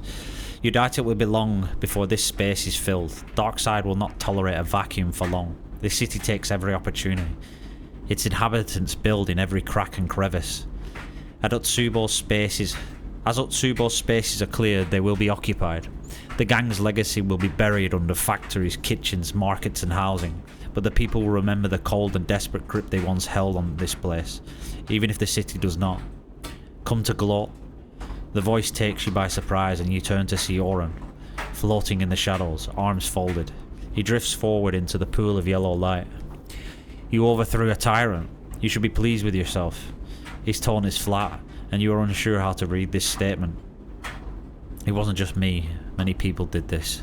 I suppose. Oren eyes you. But from what I heard, you burnt those pale eyes out of his skull. He smiles a thin smile. I imagine it was quite the sight. You don't recall the moment of Lane's death. In fact, the abstract nature of that moment, almost dreamlike, means you had almost forgotten. You tense a little as his scream comes back to you, a screech of white noise bathed in white light. Oren is still watching you. He almost would have respected you for actually doing it. Oren inspects his knuckles. If he could have respected a creature like you. Screw you, Oren. He grins, pleased with your response. We're all on the same side here, Sleeper. I came here to clear out the old disease, just like you. Oren gestures to the space, but Utsubo had to go, and I came here to be part of the process. You can't burn everyone you don't like out of this place, I'm afraid. Oren folds his arms. This is our home, whether you like it or not. I didn't like Lane. It's hard to imagine anyone did. He saw Darkside for the opportunity it was, and woke Utsubo from its slumber. He turned a gang into an administration, and a city into a machine. He was too erratic for my taste, perhaps, but he held this place, shaped it into something. I see that you have no intention of doing the same. So what will happen now? Oren meets your eye. You have created a space that must be filled. Will you take responsibility for that at least? Are you saying it should be you? The question is, will you say otherwise? Oren glares at you. I've been here longer than you, longer than Lane. This is my city. I'm not asking for your permission. I just wanted to get a measure of the sleeper that put down Lane. Oren shakes his head. But I can see now you are just a machine. In the end, I should thank you. This city was done with Lane. Oren gives you a nod. And I will be honest enough to admit that you did what I didn't. But never forget that you are an outsider here, and Darkside hates outsiders. Before you can respond, Oren kicks off and glides up towards the upper levels of the safe house, leaving you alone in the empty space. Though you do not put weight into his words, they still sting. Perhaps, you think, there is something to them. Who are you to decide the future of a city, when your own future is falling apart each cycle? Is your decline a spiral that can trap others in its wake, or a necessary transition? The crisis before a new shape emerges. You hug your arms close to your side, suddenly cold in the stripped bare safe house, and ascend once more. Okie dokie, mate.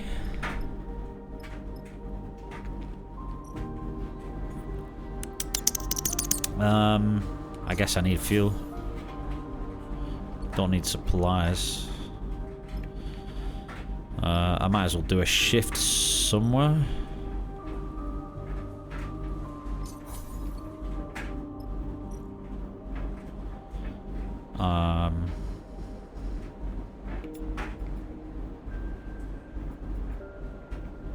Might as well get some scrap components too.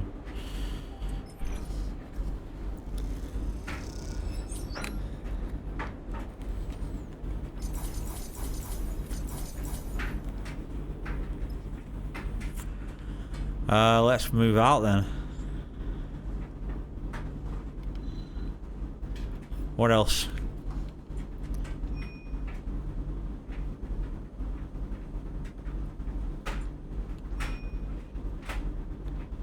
Wait for bliss. Okay. Visit the Hexport remains.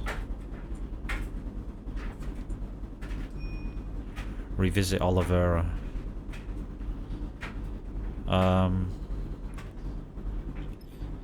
I guess that's what I'll do then.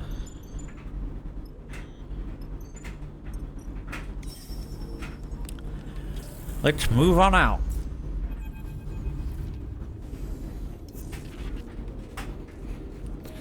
You feel it the moment you awake. A flicker at the edge of your perception. A sensation beyond your body. A blinking, a tugging, and then numbness as something shuts off within you. The panic is instant. The feeling of something not being right within you spiking your fear. But no pain comes, you feel no further shifts.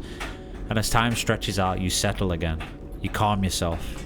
You know immediately that this is what Bliss was referring to. Your frame's decline. The one the reboot should reboot. You flex a little, feel your body, try to ground yourself in it. It will not collapse this cycle, but something has changed. This is how it will be, until the reboot. You hope you have long enough to finish what you must. You begin the cycle slowly, holding the pieces of yourself together.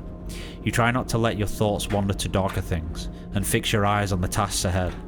The belt drifts past the window, following a flow of its own, expanding, collapsing, shifting in its own way. People say it is drifting away, getting further from Helion's star, that, one day, it will drift out of the system altogether, into interstellar space. You find a strange solace in that. Somehow, knowing that the entropy is the way of the universe makes your own decline palatable, at least for a little longer. I don't really need to do anything here, do I? I guess I'll get some fuel. I can sell this processed scrap, actually. They should make this quicker, really, just like, you know, when I was buying the scrap components. I should be able to sell this stuff quick. Or at least in bulk. Just give me 1 second, guys, sorry.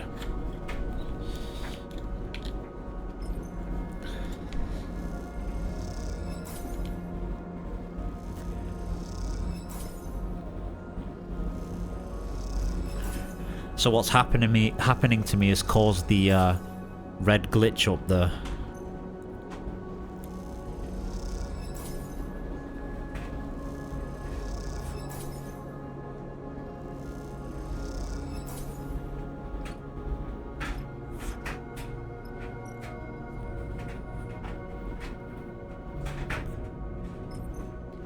I'm just gonna sell all these. I might as well, I can't think of another use for them.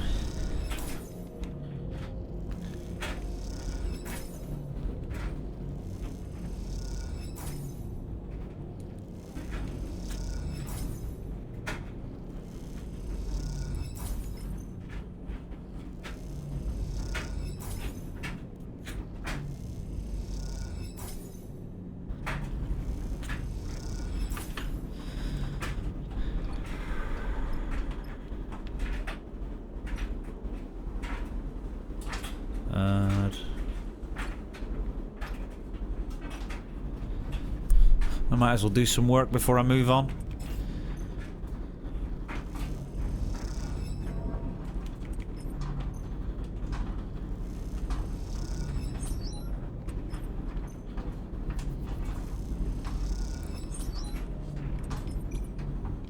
Wait. It says travel to... Oh, no, for some stupid reason I thought it was on Oliver already. Whoops.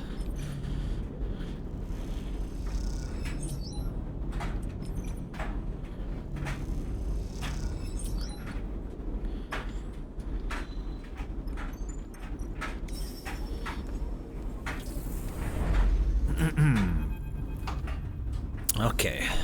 Stop. A shadowed figure meets you in the docking tunnel. No saboteurs allowed. Hey kid. Seraphine glides forward and ruffles the figure's hair. Still playing sheriff? Nah, just bored. Sander grins. What are you two doing here? He glides alongside you and Seraphine as you drift through the tunnel. None of your business. Seraphine pushes past. No offense, kid, but you aren't actually the sheriff around here. You passed through the familiar doors and back into Oliveira. A surprisingly pleasant feeling. Odd, like oddly, like coming home.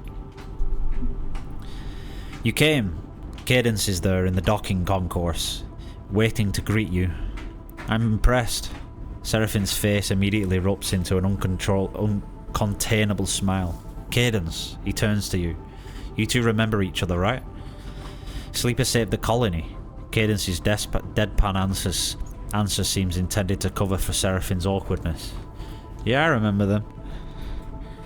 The four of you descended down through the docking tower together and into Oliver itself. The colony looks much the same as when you left, though you pick up from Cadence that changes are coming. Carmen's back with a vengeance since Darkside. Cadence smiles.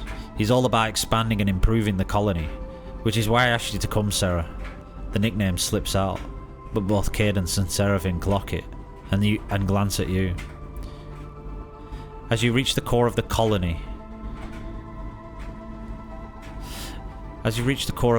you see the increased activity. There are more colonists than you remember, and they move back and forth with purpose, carrying crates and tools. The chatter less than usual. We need all the help we can get to sort the place out. Cadence notices you watching the stream of freight and people. Carmen wants to do the same kind of event. An anniversary, I think. Honor the founders and all that. Gonna be a big party, Xander grins.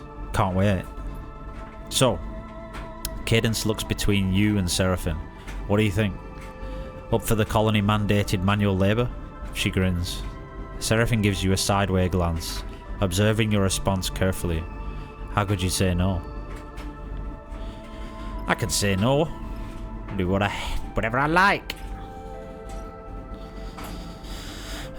Sorting shift. Okie dokie. That's a lot of work. Look at the size of that wheel.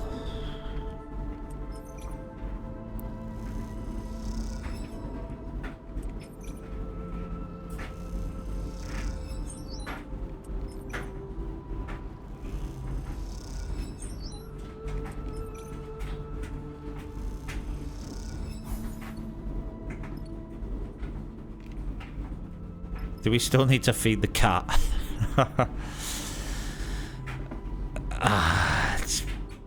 It just seems like a waste at this point. I've put like 10 or 15 supplies into this last bit and got nothing out of it.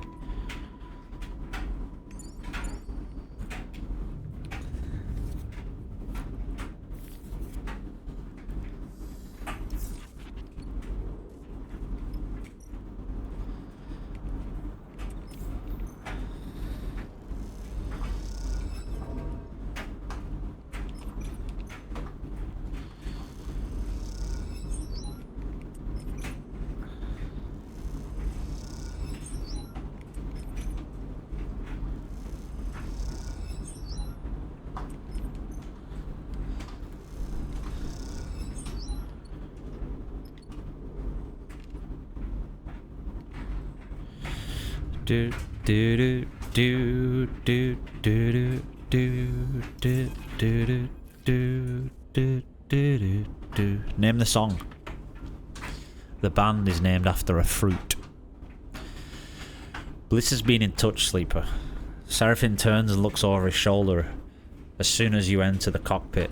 He's sitting in the pilot seat, running diagnostics on the console. They say they are ready for the reboot. Did they say anything else? You know Bliss. Seraphine rolls his eyes a little. They worry. He turns fully in his seat. How are you feeling? Not bad. I know the reboot needs to happen. Seraphine speaks slowly, carefully. And I know the risks. I can see all that. But I also know what happened last time. He pauses. And I don't want you to forget again. To lose all this. He gestures around the cockpit. Everything we've done. You'll still have it all. But I'll be alone with it. Seraphine looks down. That's not what I want. I'm not trying to scare you. I just needed to say that. If the reboot doesn't go how we want, I'll miss you. I'll miss all this. I understand. Seraphine turns back to his pilot console. Whenever you are ready, we can go to Flicker Row, to Bliss. Seraphine pokes at the console in front of him. If you have things you want to wrap up first, I understand. I would too. Here. Seraphine tosses an object across the cockpit, and you catch it out of the air. Take that with you when you go to Bliss. It's good luck. You open your hand and see a familiar metal disc, a coin. Its engraving rubbed away to little more than vague shapes and signs. Tala gave it to me. Now it's yours. You can't run from this forever, alright? He glances over his shoulder and smiles. We've done enough running away. He turns back to the console and returns to the diagnostics. You leave the cockpit and run a hand along the ribbed metal wall of the passage outside.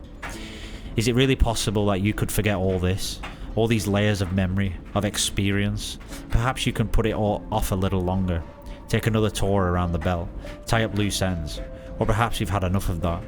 Why try to escape the inevitable? You try to recall how it felt when you awoke after Lane interrupted the first reboot.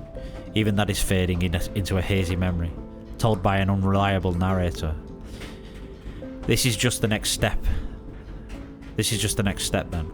One of thousands that put you here, and the first of the thousands more that will take you onward. You come out of your thoughts, still unsure, still aware that the decision of when to take that step ultimately rests with you. Okay, mate. No problem, mate. Show me sixes. Ah.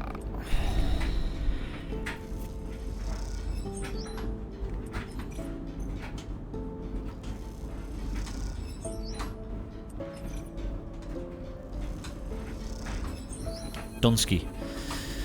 The past cycles in Oliveira have been busy enough to take your mind off most things. All the heavy lifting and manual work has been a welcome distraction from the looming spectre of the second reboot, and the good mood of the others has been infectious.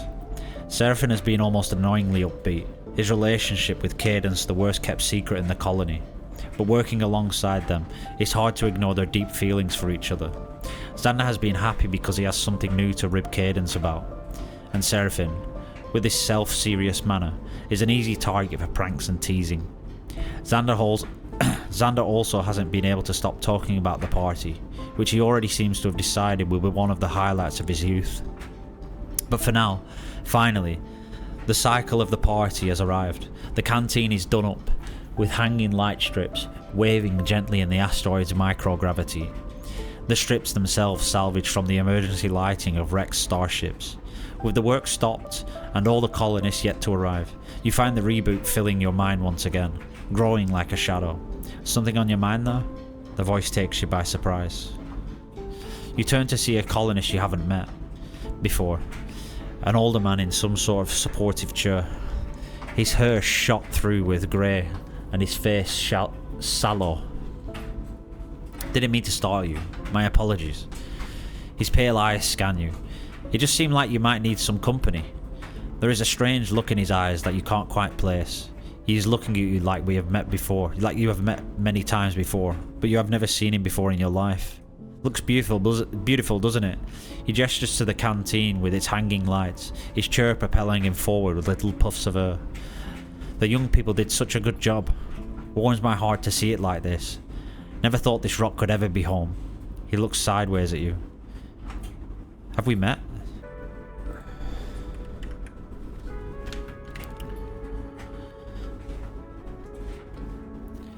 Us. Shakes his head. No. Sorry if I'm being a bit too familiar. He coughs a few shallow coughs. Just you remind me of someone who did a lot for me. But let's not chat about me. I want to know about you. He turns his chair a little. What's eating you? The way you were staring at those light strips. It was like you were about to leap down and strangle you. Like they were about to leap down and strangle you. Sorry, guys. His chuckle becomes a cough.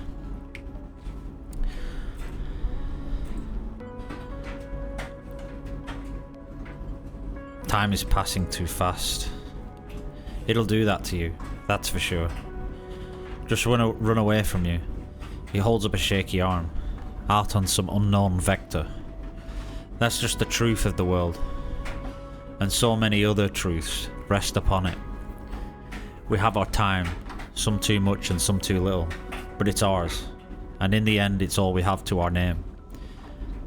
The colonist squints at you. Sorry, I'm not good with reassuring people. I just remembered that. He smiles. But I do like chatting. He looks back at the light strips. Really lovely, isn't it? Just beautiful. You look back at the light strips now as the hum of people arriving filters into the canteen. There is something in the air. Anticipation. The sense of a rare moment passing through. Something to hold on to and then let go. The light strips really are beautiful.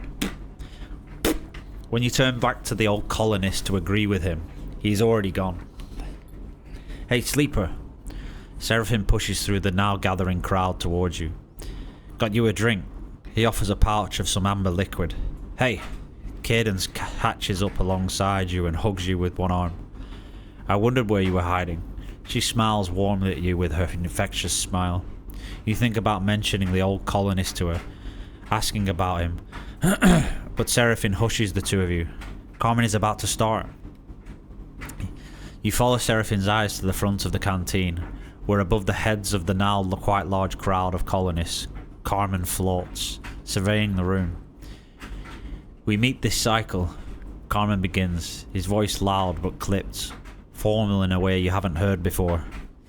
To first remember those founders of this colony, those lost and still with us. I will never forget the distress call that brought me here, to the wreck of the Pilgrim Seed. I will never forget the scenes that greeted me, and I know some of you were there too. A rumble of acknowledgement moves through the crowd, but I also know that many of you weren't. That many of you came here to take refuge from the other troubles, and I would like you to be able to remember too. You glance at Cadence, her eyes fixed with incredible intensity at Carmen. They look wet in the glow and the light strips. Of the light strips. There were thousands of refugees on the Pilgrim Seed, and too many, far too many were lost. Those from Ember's Step, Ember's Song, Ember's Hearth, those from the three sisters, from Erlin's Eye. Many are not here in Olivera any longer, taking their own paths across the belt and beyond. But we acknowledge them all, remember them all, lost and found, present and absent, because without them, there would be no colony here. Before the wreck, Olivera was a handful of buried bays, a scrapper hideout, a place for old and tired mercenaries like me to hide themselves from the universe and forget what they had done. But when the Pilgrim Seed was wrecked, it brought the universe back to Olivera, and I could not hide any longer. Carmen stares out across the crowd with a hard glare. We built this canteen from the Pilgrim Seed. We built our homes, our farms, our refinery. We built our independence from their failed hope. A rustle of discomfort goes through the crowd. Carmen pauses to let this settle. We should not be ashamed or afraid of this. We will remember this gift. We will build on it. This cycle and every cycle after. We will thank them with our actions. The crowd mutters in agreement. Carmen takes a deep breath and straightens up. A weight seems lifted from him. The weight of testimony. Now, here in this room, with you, I will thank them with my laughter. A cheer goes up.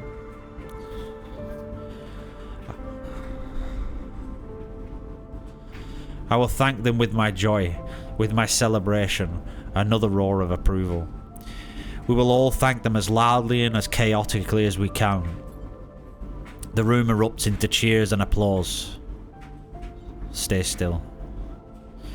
You watch quietly, not yet ready to be wrenched out of your thoughts and into the celebration. But then you feel a pair of hands on your arm, Cadence pulling at you, grinning and crying. And you feel another hand on your other arm, Seraphim dragging you into the crowd.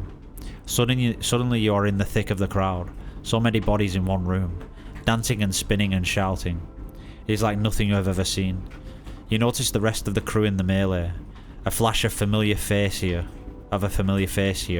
here and there among the mass of colonists. You see Xander being thrown up in the air by a group of different kids of different ages, laughing madly as he bounces off the ceiling. And for the rest of this cycle you think about nothing else but the joy of those around you, and the joy it instills in you.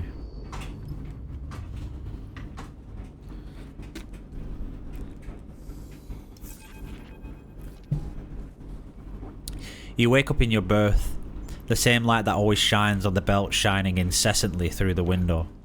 You are slow to rise, slow to begin this fresh cycle. At some point, Seraphine arrives back onto the rig, with no indication of whether he slept or not. You find him in the cockpit, leaning in the pilot's chair, looking out at the lights of Oliveira and smiling. "Good party," he chuckles. "Not sure I've seen anything like it." "How's Cadence?" Seraphine gives you a look. "She's great. She loves seeing you let it all go." He smiles. "I did too." Seraphine yawns and stretches. "So," he sniffs.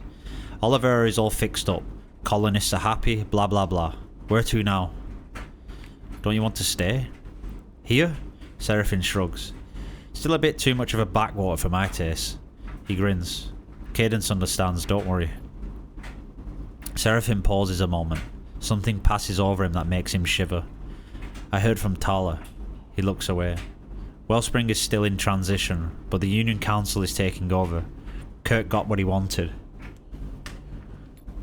The blockade will come down soon, but, he sighs, "I'm not sure I'm ready to revisit that place yet." He looks at you and smiles. "When I come back to Tala, I want to have something to show for myself, you know?" "I get it. Family." He shrugs. "Maybe once the reboot is done. Once the blockade is down. Maybe we can visit then." Seraphine takes a breath. "We'll get there. Some cycle soon." You aren't sure if Seraphine is trying to convince you or himself. He stretches, shaking off his feelings. For now though, the belt is ours to explore. Oliveira have filled our fuel tank, so it really is up to you where we go. He gets up. "While you are deciding, I'm going to dig up some breakfast," and he glides out of the cockpit. You take a moment to look out across the tiny lights of Oliveira, dwarfed by the crater and the wreck that sits at its far end. Not bad. Not bad at all, you think.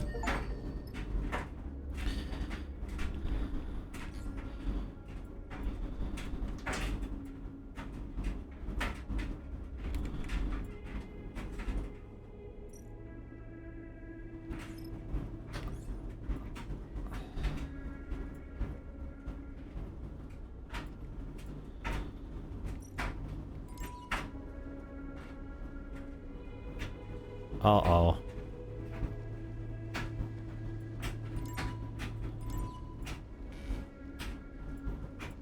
Did I just waste 2 points?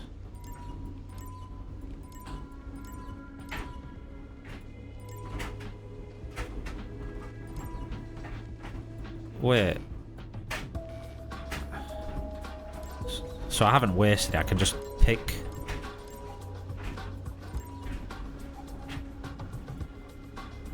Oh, that's a bit disappointing. Why can't I have both?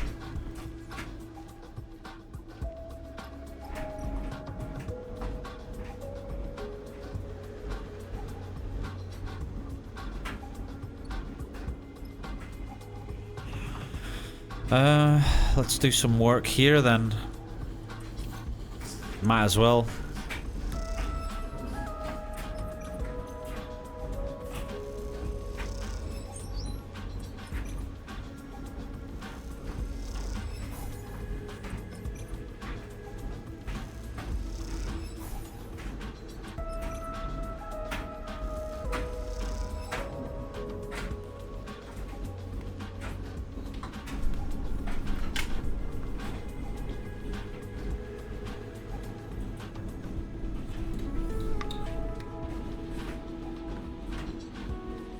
Okay. Right, let's get the hell out of here.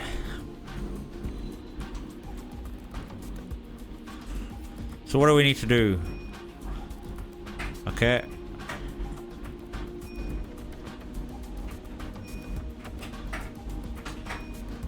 Right, so it's all on Hexport.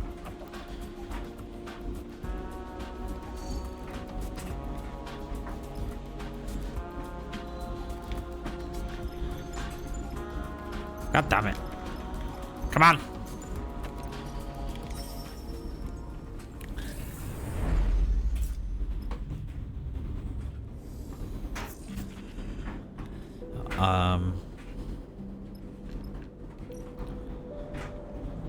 Fill the fuel up. Spend the dice.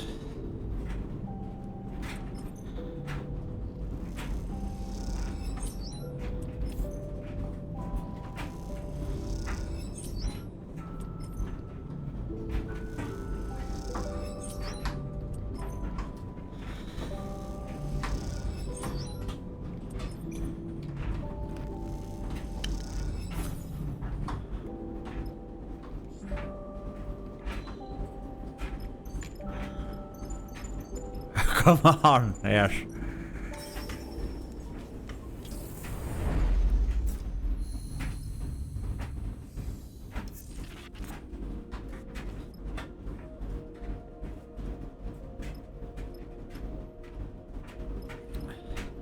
Right. Let's do these other two first. Whoops. Let's do this one first. What? I needed the salt after all that? No way. I don't believe it. If I'd have just... I kept hold of 10 Solheim data for so long as well.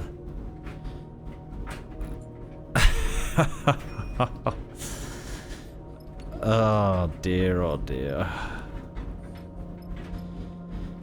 6. I need 6, right. Okay, God. Let me get some fuel. Right.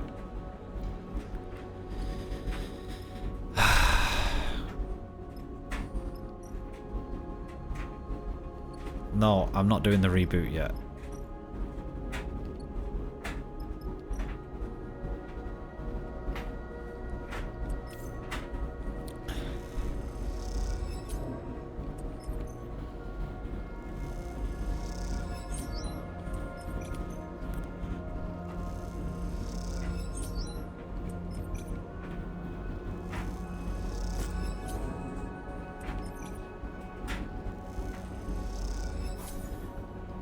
Okay.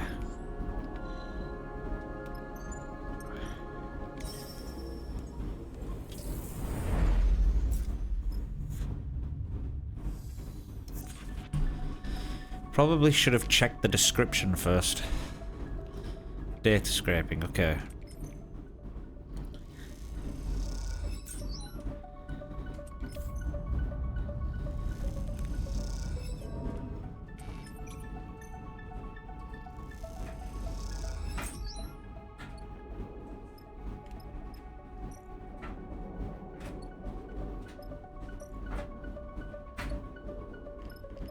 There's no way to get food.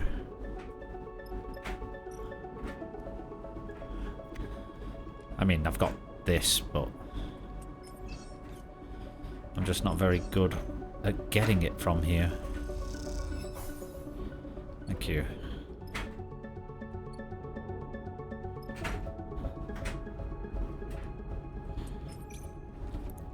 So I need 6.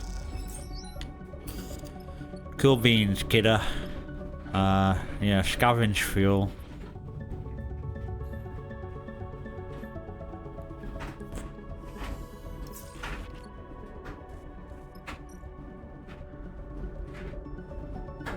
Wow, those dice though.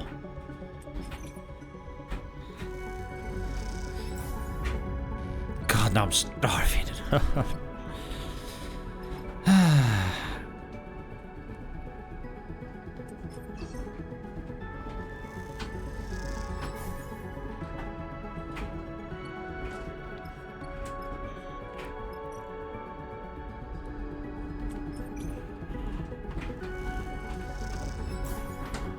Starving again. Yippee-ki-yay. What film's that off? I know, you tell me.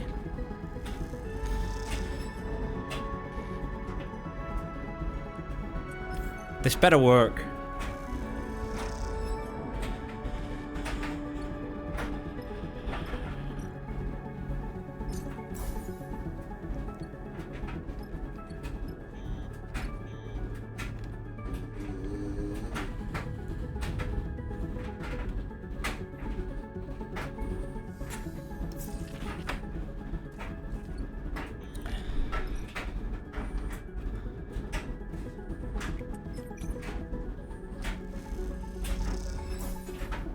Right, we've got 6.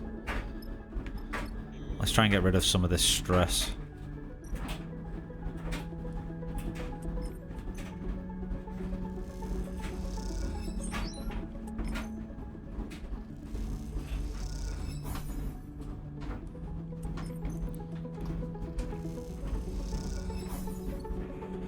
Right, let's head out.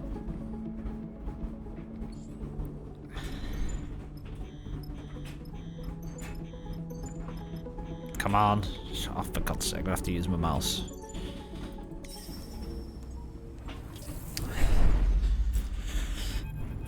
First world problems, eh?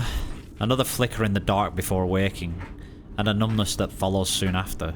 You wake slowly, and stare out at the flickering stars and the distant rocks of the belt. You let the thoughts of fear or panic wash over you. They pass like the soft dust of the belt, disappearing into darkness. You find yourself once more, as you do every morning, as you will continue to do, cycle after cycle, until you can't. You wonder what part of you has changed, what system is failing. Your frame is silent, its complaints only felt in ambiguous sensations. The glitches seem random, unpredictable, but also inevitable. They will only increase in number until you reboot yourself, but you do not know what lies beyond that. At least the glitches are dependably familiar. The reboot is anything but. Right.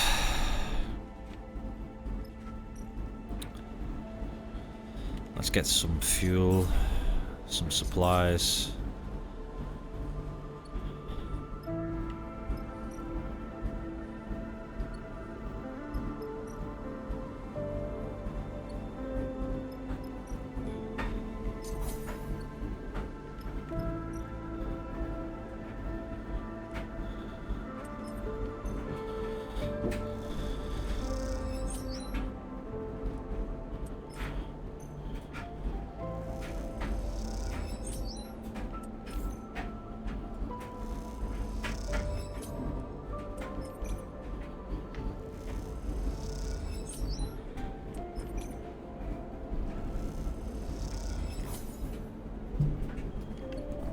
Right, let's head out.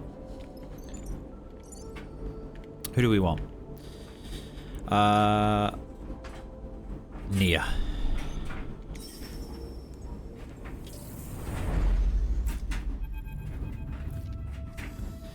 As the rig drew closer to Hexport, the crew became silent. Now staring out at what is left that was once a thriving station, you feel empty. The extent of the damage is impossible to ignore. Grim. Seraphim shakes his head. It doesn't feel like we were here that long ago. He sighs. And now this is what's left. You look out at the clouds of scattered debris, the layers of the station torn open to the void.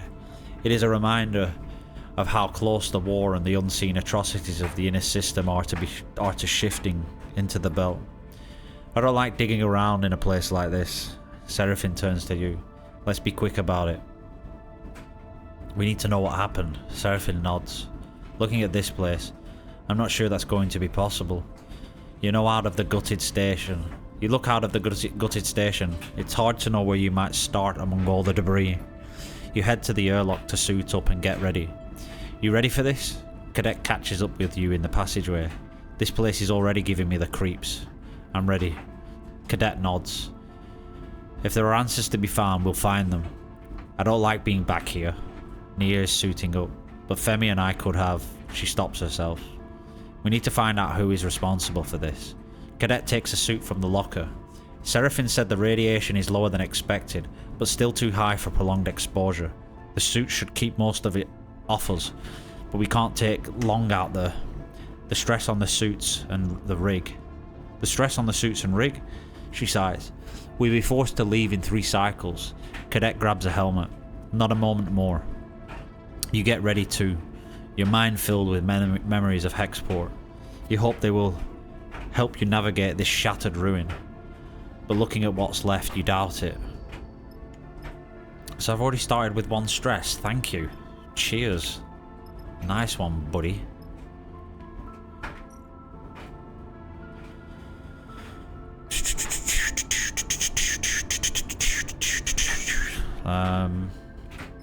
Let's Let's use up my crappy dice on this then.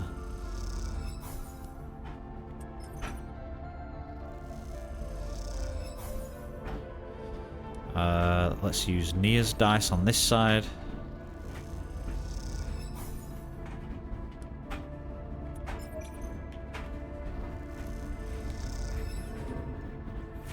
Wow, 2 stress. Great. I can't even... Oh, God.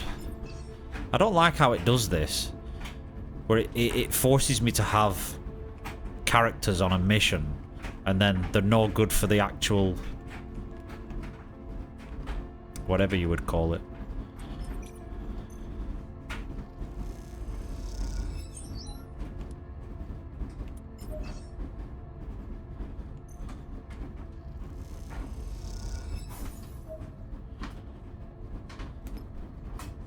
+1 stress, 3 to lowest dice, okay.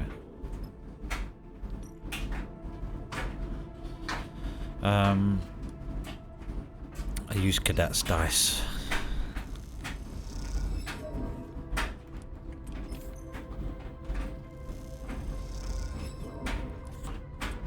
Come on.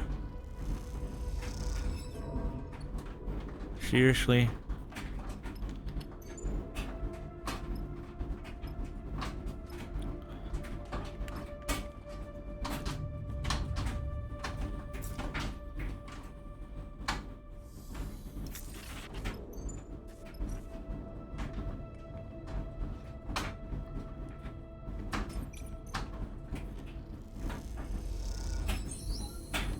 Sweet.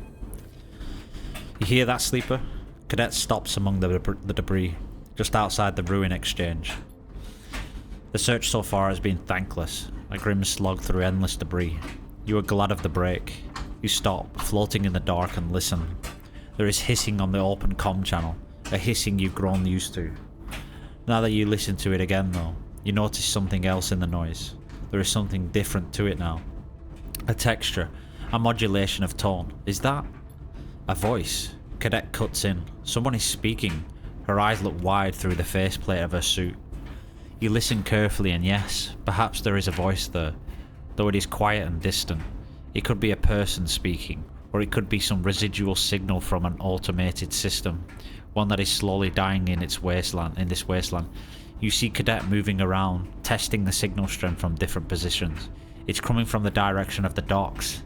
Her voice hisses through the comms, layering over the broadcast. A survivor? Cadet meets your eyes, both of you hoping this might be true. It's probably just comms echo. Seraphine's voice cuts in over the comms. We can't go chasing ghosts, not with so little time left. The rig can't sit out here getting cooked by radiation, and neither can you. Seraphine's voice distorts and shifts. You should move to the epicenter, where Factory Row used to be. That's where this all went down. Cadet looks at you, and you know she wants to chase the signal to the docks. She wants there to be someone there, calling out to you. You look over towards the remains of Factory Row, the epicenter as Seraphine called it. It is now a cloud of debris and fragments of bays, a shadow of what it once was. For the first time in a long while, you think of Karsten. You look back at the remains of the docks, a few warning lights, and systems flickering away in the ruins. With not much time left here, you have a choice about where to focus your efforts.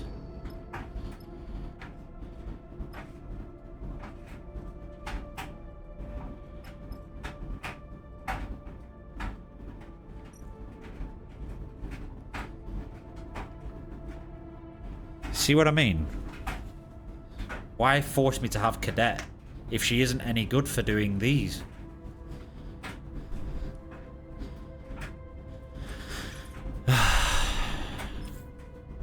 I don't know if we've got time for all this, but let's just go for it, whatever. I think it might be the last mission of the game.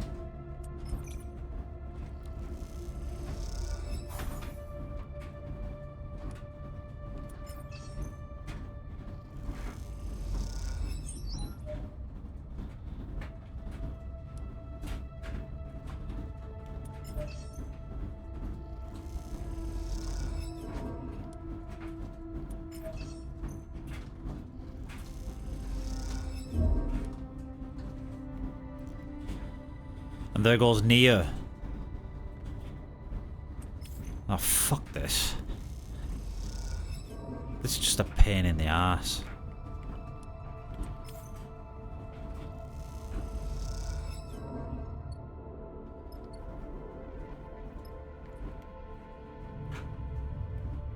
Why's Nia got less stress meter?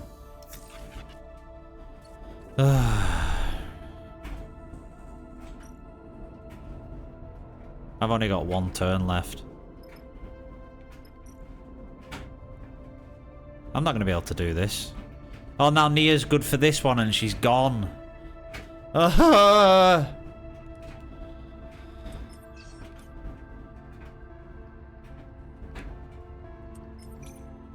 a joke. Wow.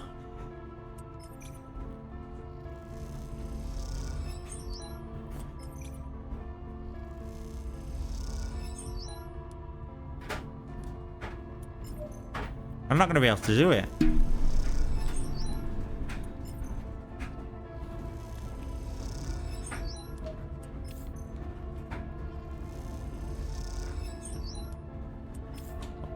Well, this is it.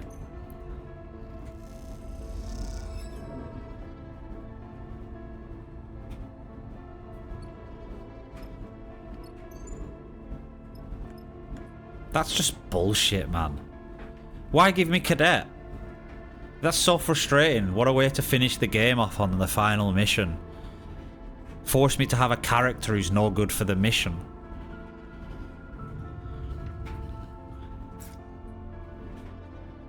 That's so frustrating. That's it. Seraphine comes to the bunks. We are leaving now. This is someone else's grave, not mine. He turns and heads to the cockpit. I'm okay with never coming back. Nia gets up and heads to the cockpit. There's nothing left to say. The radiation is too... whatever. Just get me out of here. I'm not even interested in this now.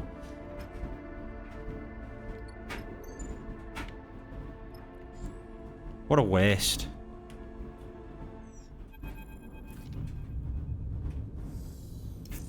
There is not much to celebrate on your return from the remains of Hexport, but you are glad to be back here all the same. There is something surprising in that. Darkside is a haven, not as a prison. Not a prison. The slowly occurring idea of this overgrown city as a home. As you have seen in Hexport, stability cannot be taken for granted. Not anywhere in the belt. But Darkside has a solidarity and life that feels like it might endure. Cadet catches up to you. We need to talk. She looks around, but not here. Come, I have something I want to show you. Cadet leads you deep into the heart of Darkside, through quiet corridors and bustling streets, on paths you didn't know existed.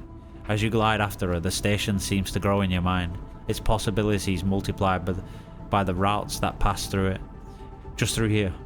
Cadet leads you across a covered bridge, the view on either side looking down caverns of lit units, this close to the centre of Darkside. The air is warm and the passages are quiet. Here, Cadet smiles. This is the place. She points at a low, wide entrance with storage racks inside. Next door is a smaller unit with a window looking out to the passage. It seems like a workshop, perhaps abandoned or never finished. It is dusty and dark. I've been keeping an eye on it. It's abandoned. She glides inside and slaps a wall pad. Lights flicker on, illuminating a constellation of dust. She floats in the glittering specks. Why bring me here? When we've been on Darkside, I've been coming out here. I just happened across it, but I knew when I found it. I want to start again, Sleeper. She knocks on a metal wall, and this is where I'm going to make the start. What we saw in Hexport, what's left of it, just confirmed it to me. We can't stop these people. We can't stop the war. She runs a finger along the storage racks. We have what? The drive? Our suspicions? Who can we pin this to? She looks over the workshop. I don't want to think about it anymore. I want to start again. I want to work. To ride my bike and curry a package till I fall into my bed at the end of the day with nothing left. Cadet picks up an old corroded tool from the racks. I want to build something here, in spite of everything. In spite of the fact that they could take it all away. Because that's the point. To go on living without conceding. To go on building, or trying to build, something where we can find it. That's what I brought you here to understand. So you'd know why I'm telling this all along. I'm letting this all along. I understand. You could do the same, you know. Cadet frowns. We don't have to beat ourselves senseless against the truth. My old life is gone. Clearing my name on the far spindle doesn't matter. The spindle jacks will have forgotten me. But this place... Cadet smiles. It doesn't know me at all. You know where the drive is, what it contains. You know what happened on Hexport. Cadet's eyes shine in the workshop lights. Take it from me. It's yours now. I can't carry this anymore. I will. She nods. Thank you. My travels are over.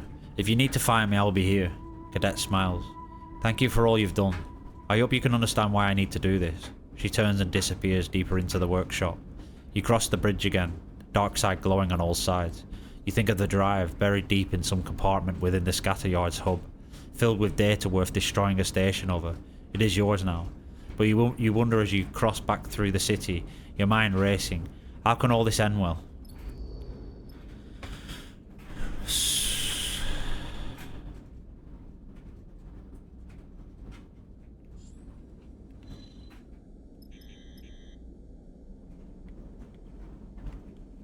So I still need to go to Hexport? Or the Scatteryards?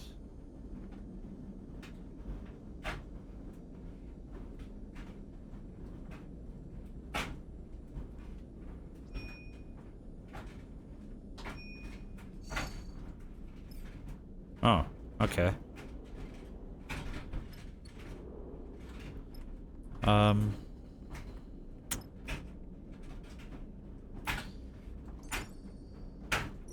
I need to get rid of some of this stress.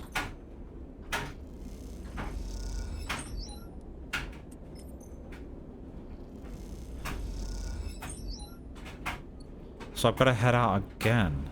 I didn't even realize. I guess I'm getting reckless because I'm getting towards the end of the game now. I just want to get it over and done with, to be honest. It's been a long slog. I've been at it for like 23 hours. The workshop of Cadet's data scraper friend is just as the two of you left it. You remember the cycles you and Cadet spent here poring over the dark data. The strange fragments of the drone mine's protests seeding among the cold code. You find the drive where Cadet told you it would be, in a compartment under the padding of a bunk lined with thick shielding that makes its contents undetectable.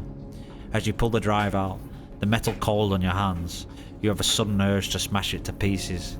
This object which escaped Hexport when so many others didn't. Someone somewhere wanted the data on this so badly that they would spend any number of lives to get it. But something went wrong. Some miscommunication or mistake. That's all it was, a tiny slip and it all fell apart. Now the drive is in your hands instead.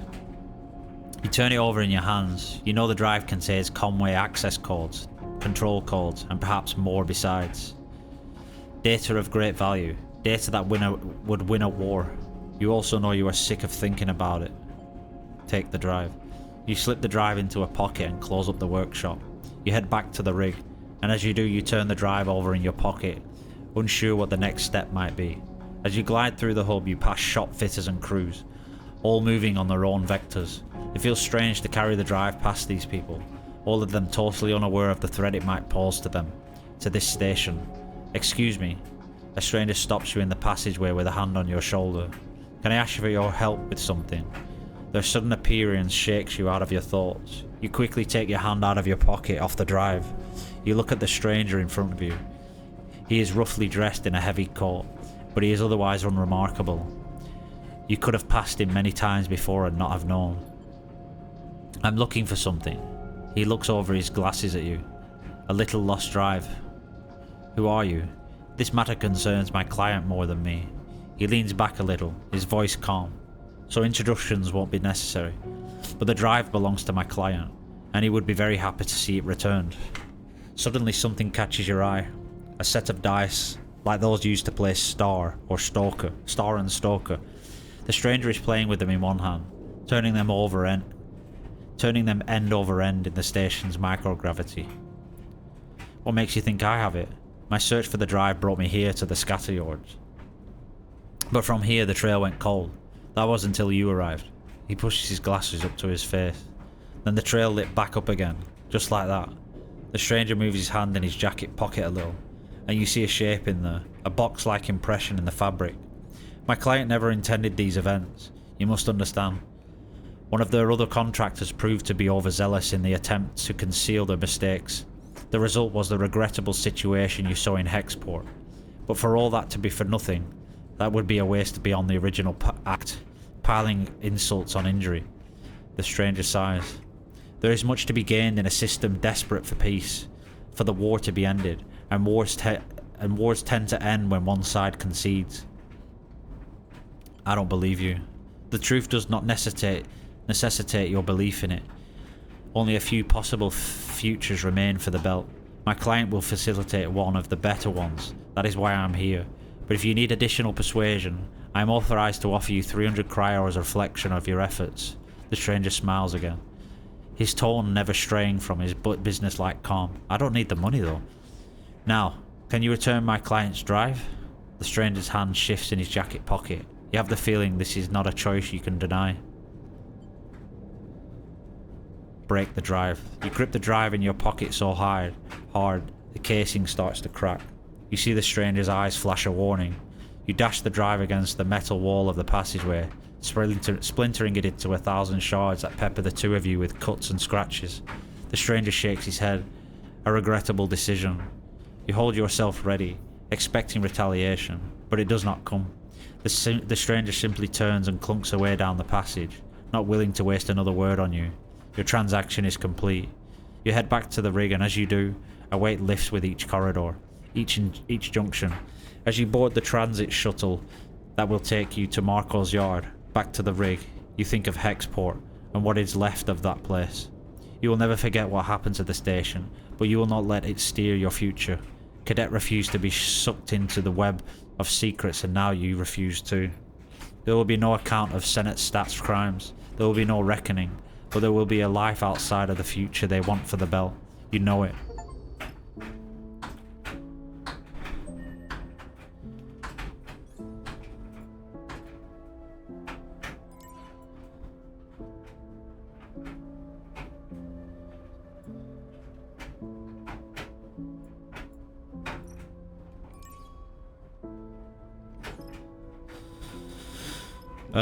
Do I need anything?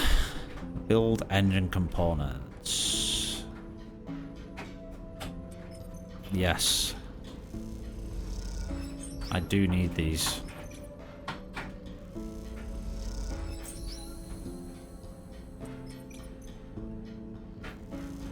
Or do I? I don't think I do actually.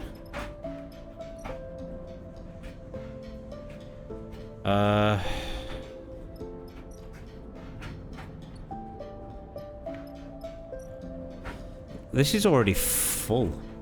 Dark data. Huh. I don't know if it's bugged or something.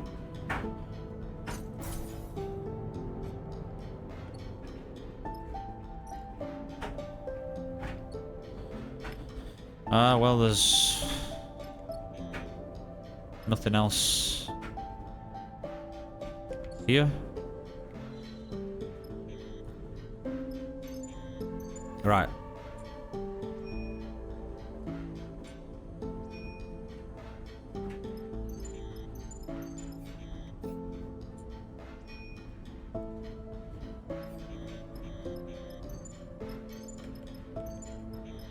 Oh, come on.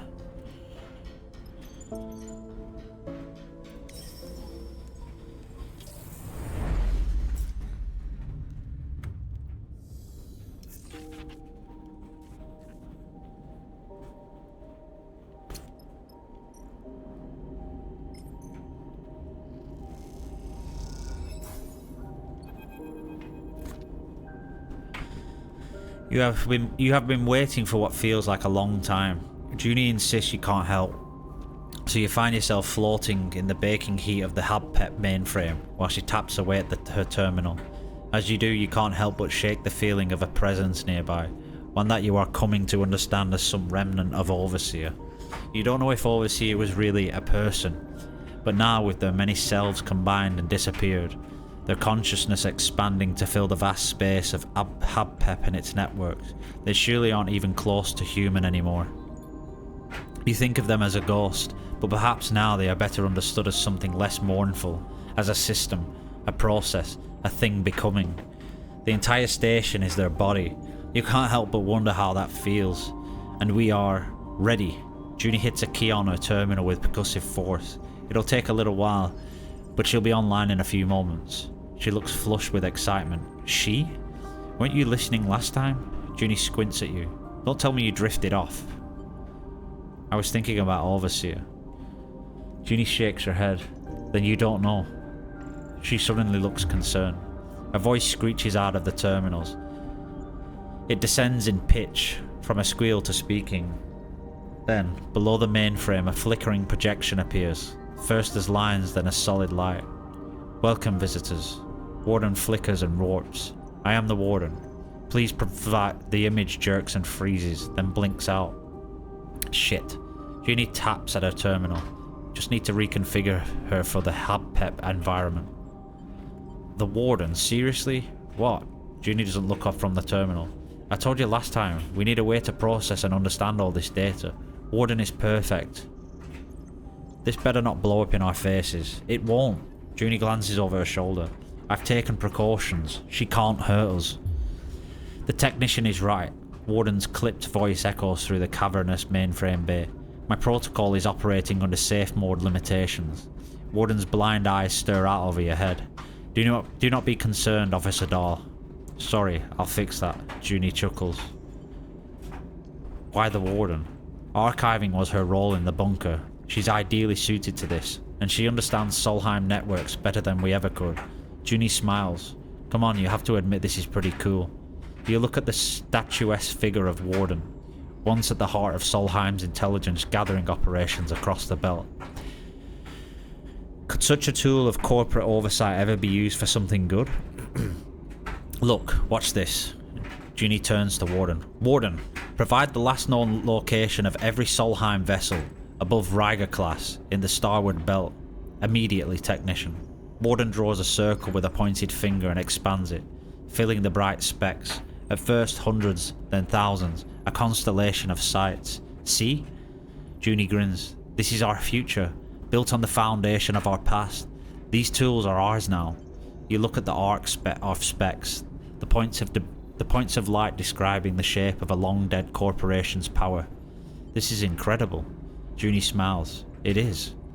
People need to know what this city, this system is built on. Warden can do that. Expose that. It will be up to us to reshape the ruins into something new. I knew when I saw her that I couldn't leave her there, alone in the dark. I've been in that dark pit, and I won't condemn another being to it. Junie looks at the placid Warden. Human or not, how we treat her is a test of our own values, of the world we project. Data is not a currency. It is not a commodity. It is the immaterial output of a system, a structure, a society. Junie meets your eye. This will be a place to uncover that system for ourselves. She looks around at the chaotic trailing wires and the floating terminals. Once I've cleared up a bit, she laughs. You and Junie spend a little longer in the mainframe, sorting cables and offering Warden casual queries.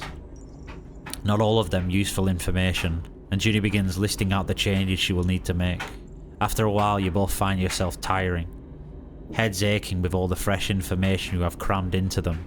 So you close up the core and ascend back through the layers of the facility to Darkseid's surface. And as you do, you feel the history of each strata, the layers that make up this place and the belt beyond. Now more than ever, it feels tangible to you, as if it contains not only the past, but the promise of the future as well. Sweet. Sweet, sweet, sweet, sweet, sweet, sweet, sweet, sweet. What needs to happen here?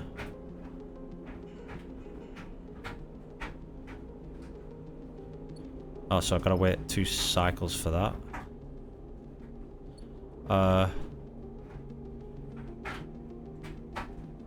Do I really want to finish?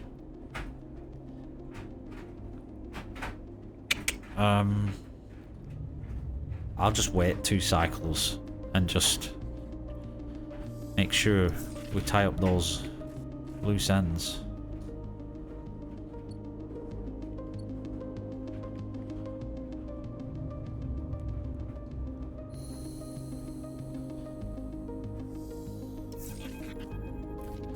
Your wake changed each cycle. I know what this is going to be. I'm not going to read this because I know it's just adding to my glitch. So...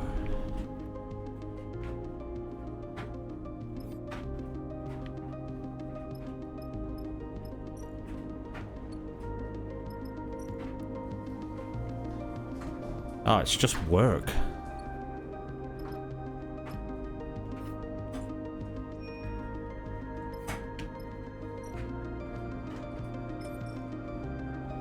Here we go.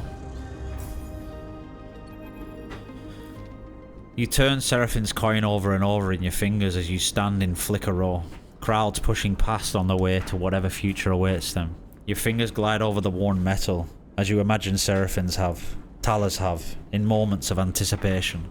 Perhaps others, before the coin came to be Tala's, have repeated the same ritual, the same nervous routine, but their fingers were human, born, not made.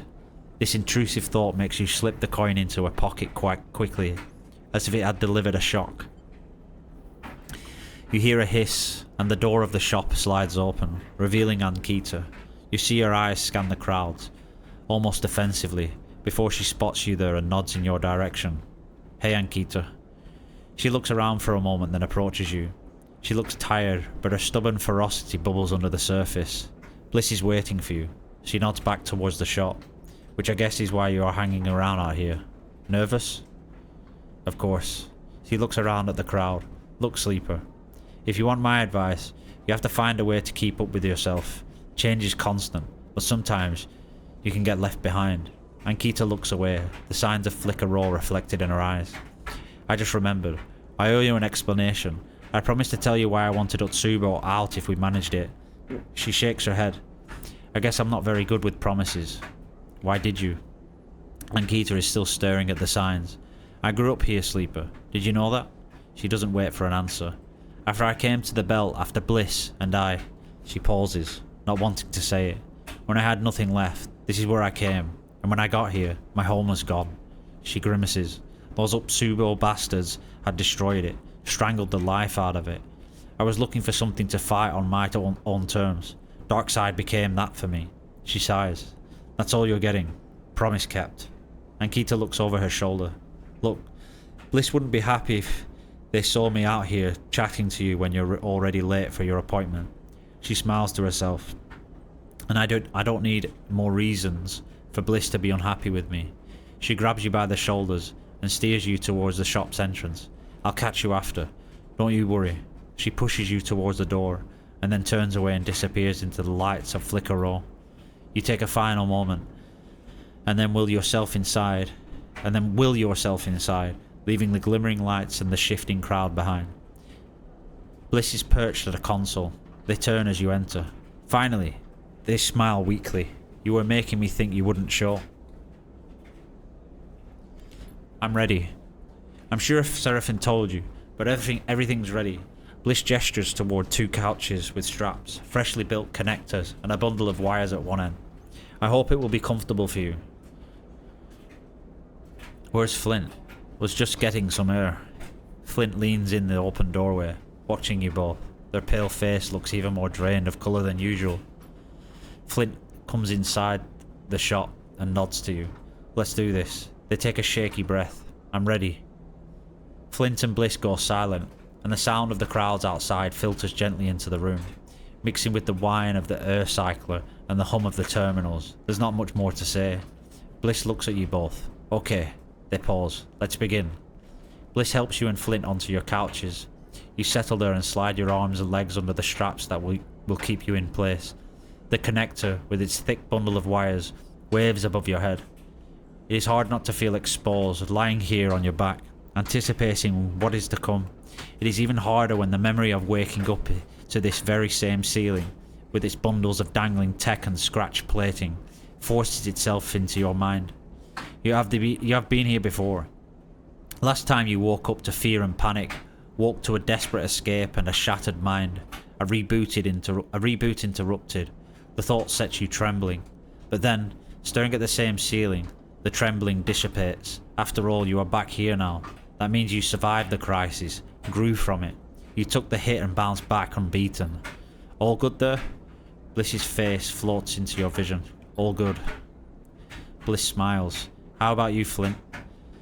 You turn your head to see Flint lying beside you, stiff and still. They manage a tight-lipped nod. Looking at Flint staring up at the ceiling, like you were a moment ago, you feel a rush of sympathy.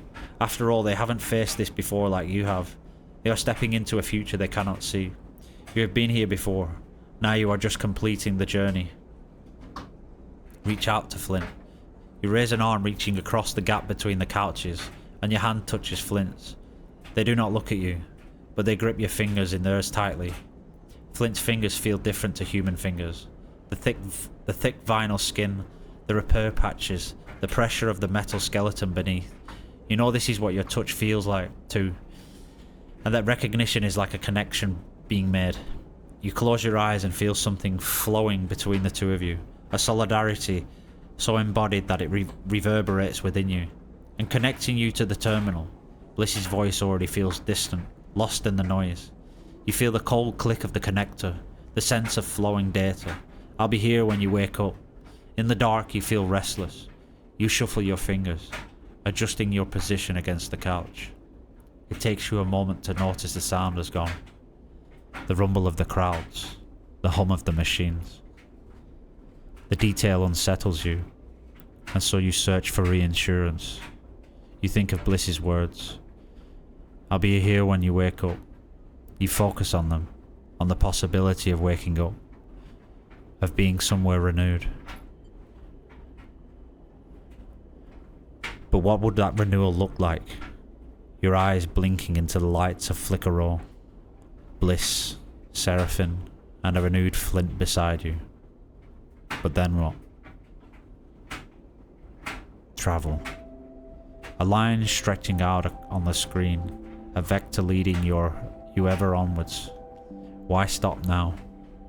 But how far does the line stretch? What does it encompass? Beyond. The belt is just an edge, a stopping off point, and little more. A line could be drawn as far as anyone could imagine out here. And why not? The vector does not always know its end. Who will take you there?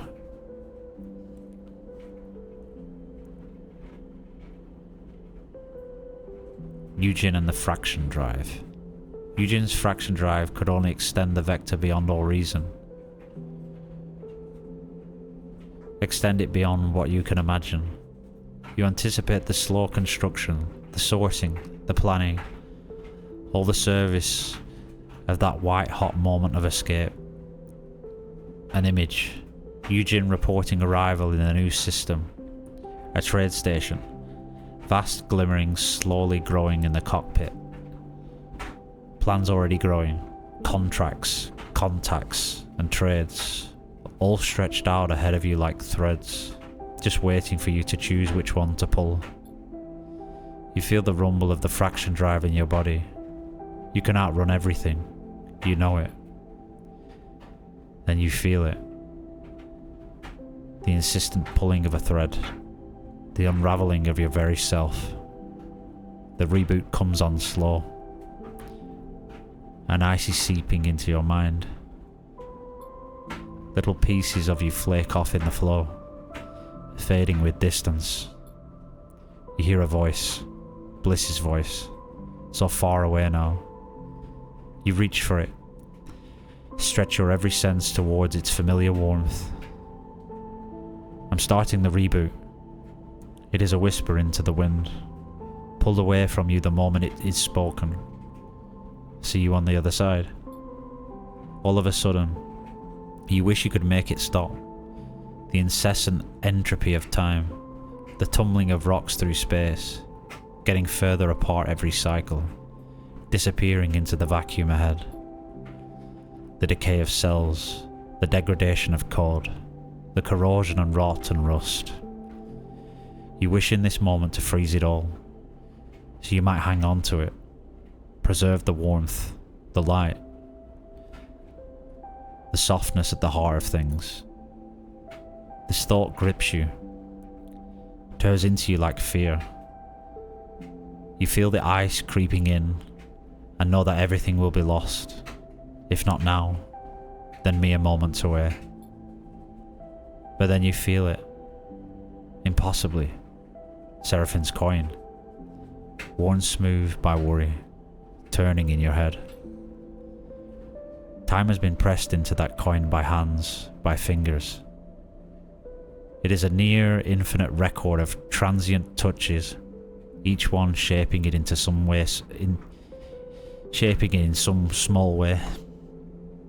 It is worn and worthless, it is bent and broken, and it is beautiful in all those things. And so you press your thumb against it, your crooked, calloused thumb, again and again, because you are a broken thing, and you have nothing left but the brokenness and the beauty that shines through it. And then, somewhere nearby, a button is pressed, and all at once, one thing ends, and something new begins.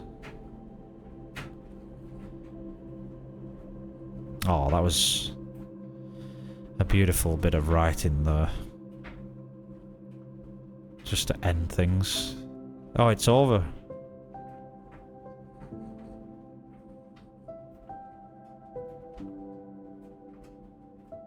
Oh.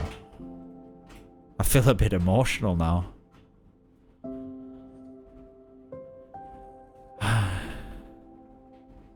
So the name of the company is Jump Over the Age.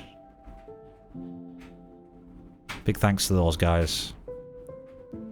Huge thanks to Gareth, Damian Martin, who wrote all this.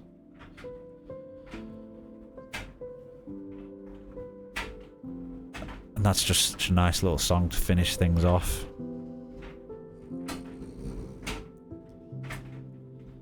I'm kind of speechless.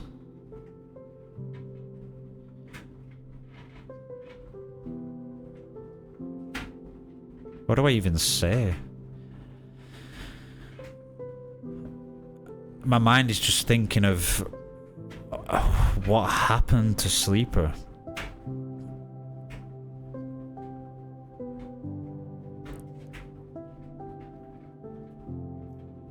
Maybe, well, come on.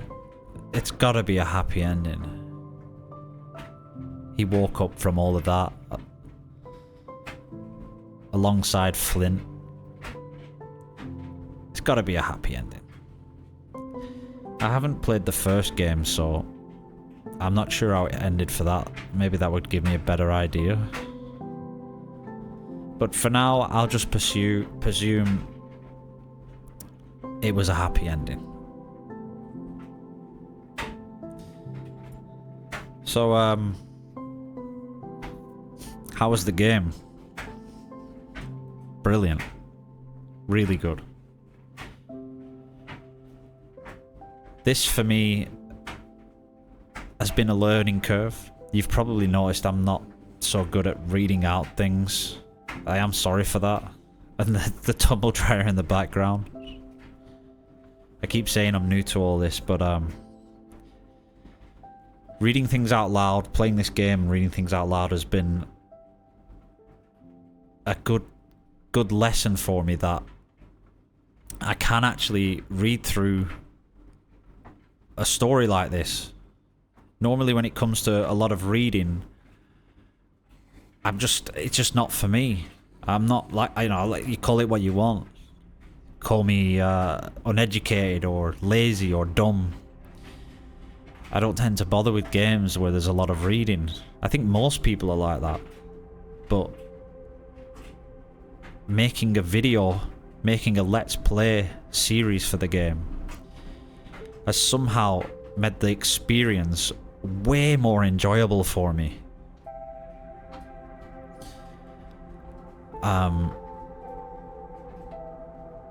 again, great game. I'd love to do a review, but I'm not much of a critique. Plus, it's time for me to move on. The game is finished. It's time for me to move on to the next game. So, thanks for watching again, guys. I haven't managed to get a single view on any of these videos I've done, which, you know, like, boo-hoo me. But it doesn't matter. I'm doing this for me because I enjoy the game. I'm doing this because I want people to also enjoy my videos. These things come with time, I realise that. I mean, I have 1 subscriber, so... But not on top of all that, I'm gonna come back to this video maybe in a few years or something and reminisce. It'll feel sort of nostalgic, or maybe it'll make me cringe because I'm so terrible at doing these things.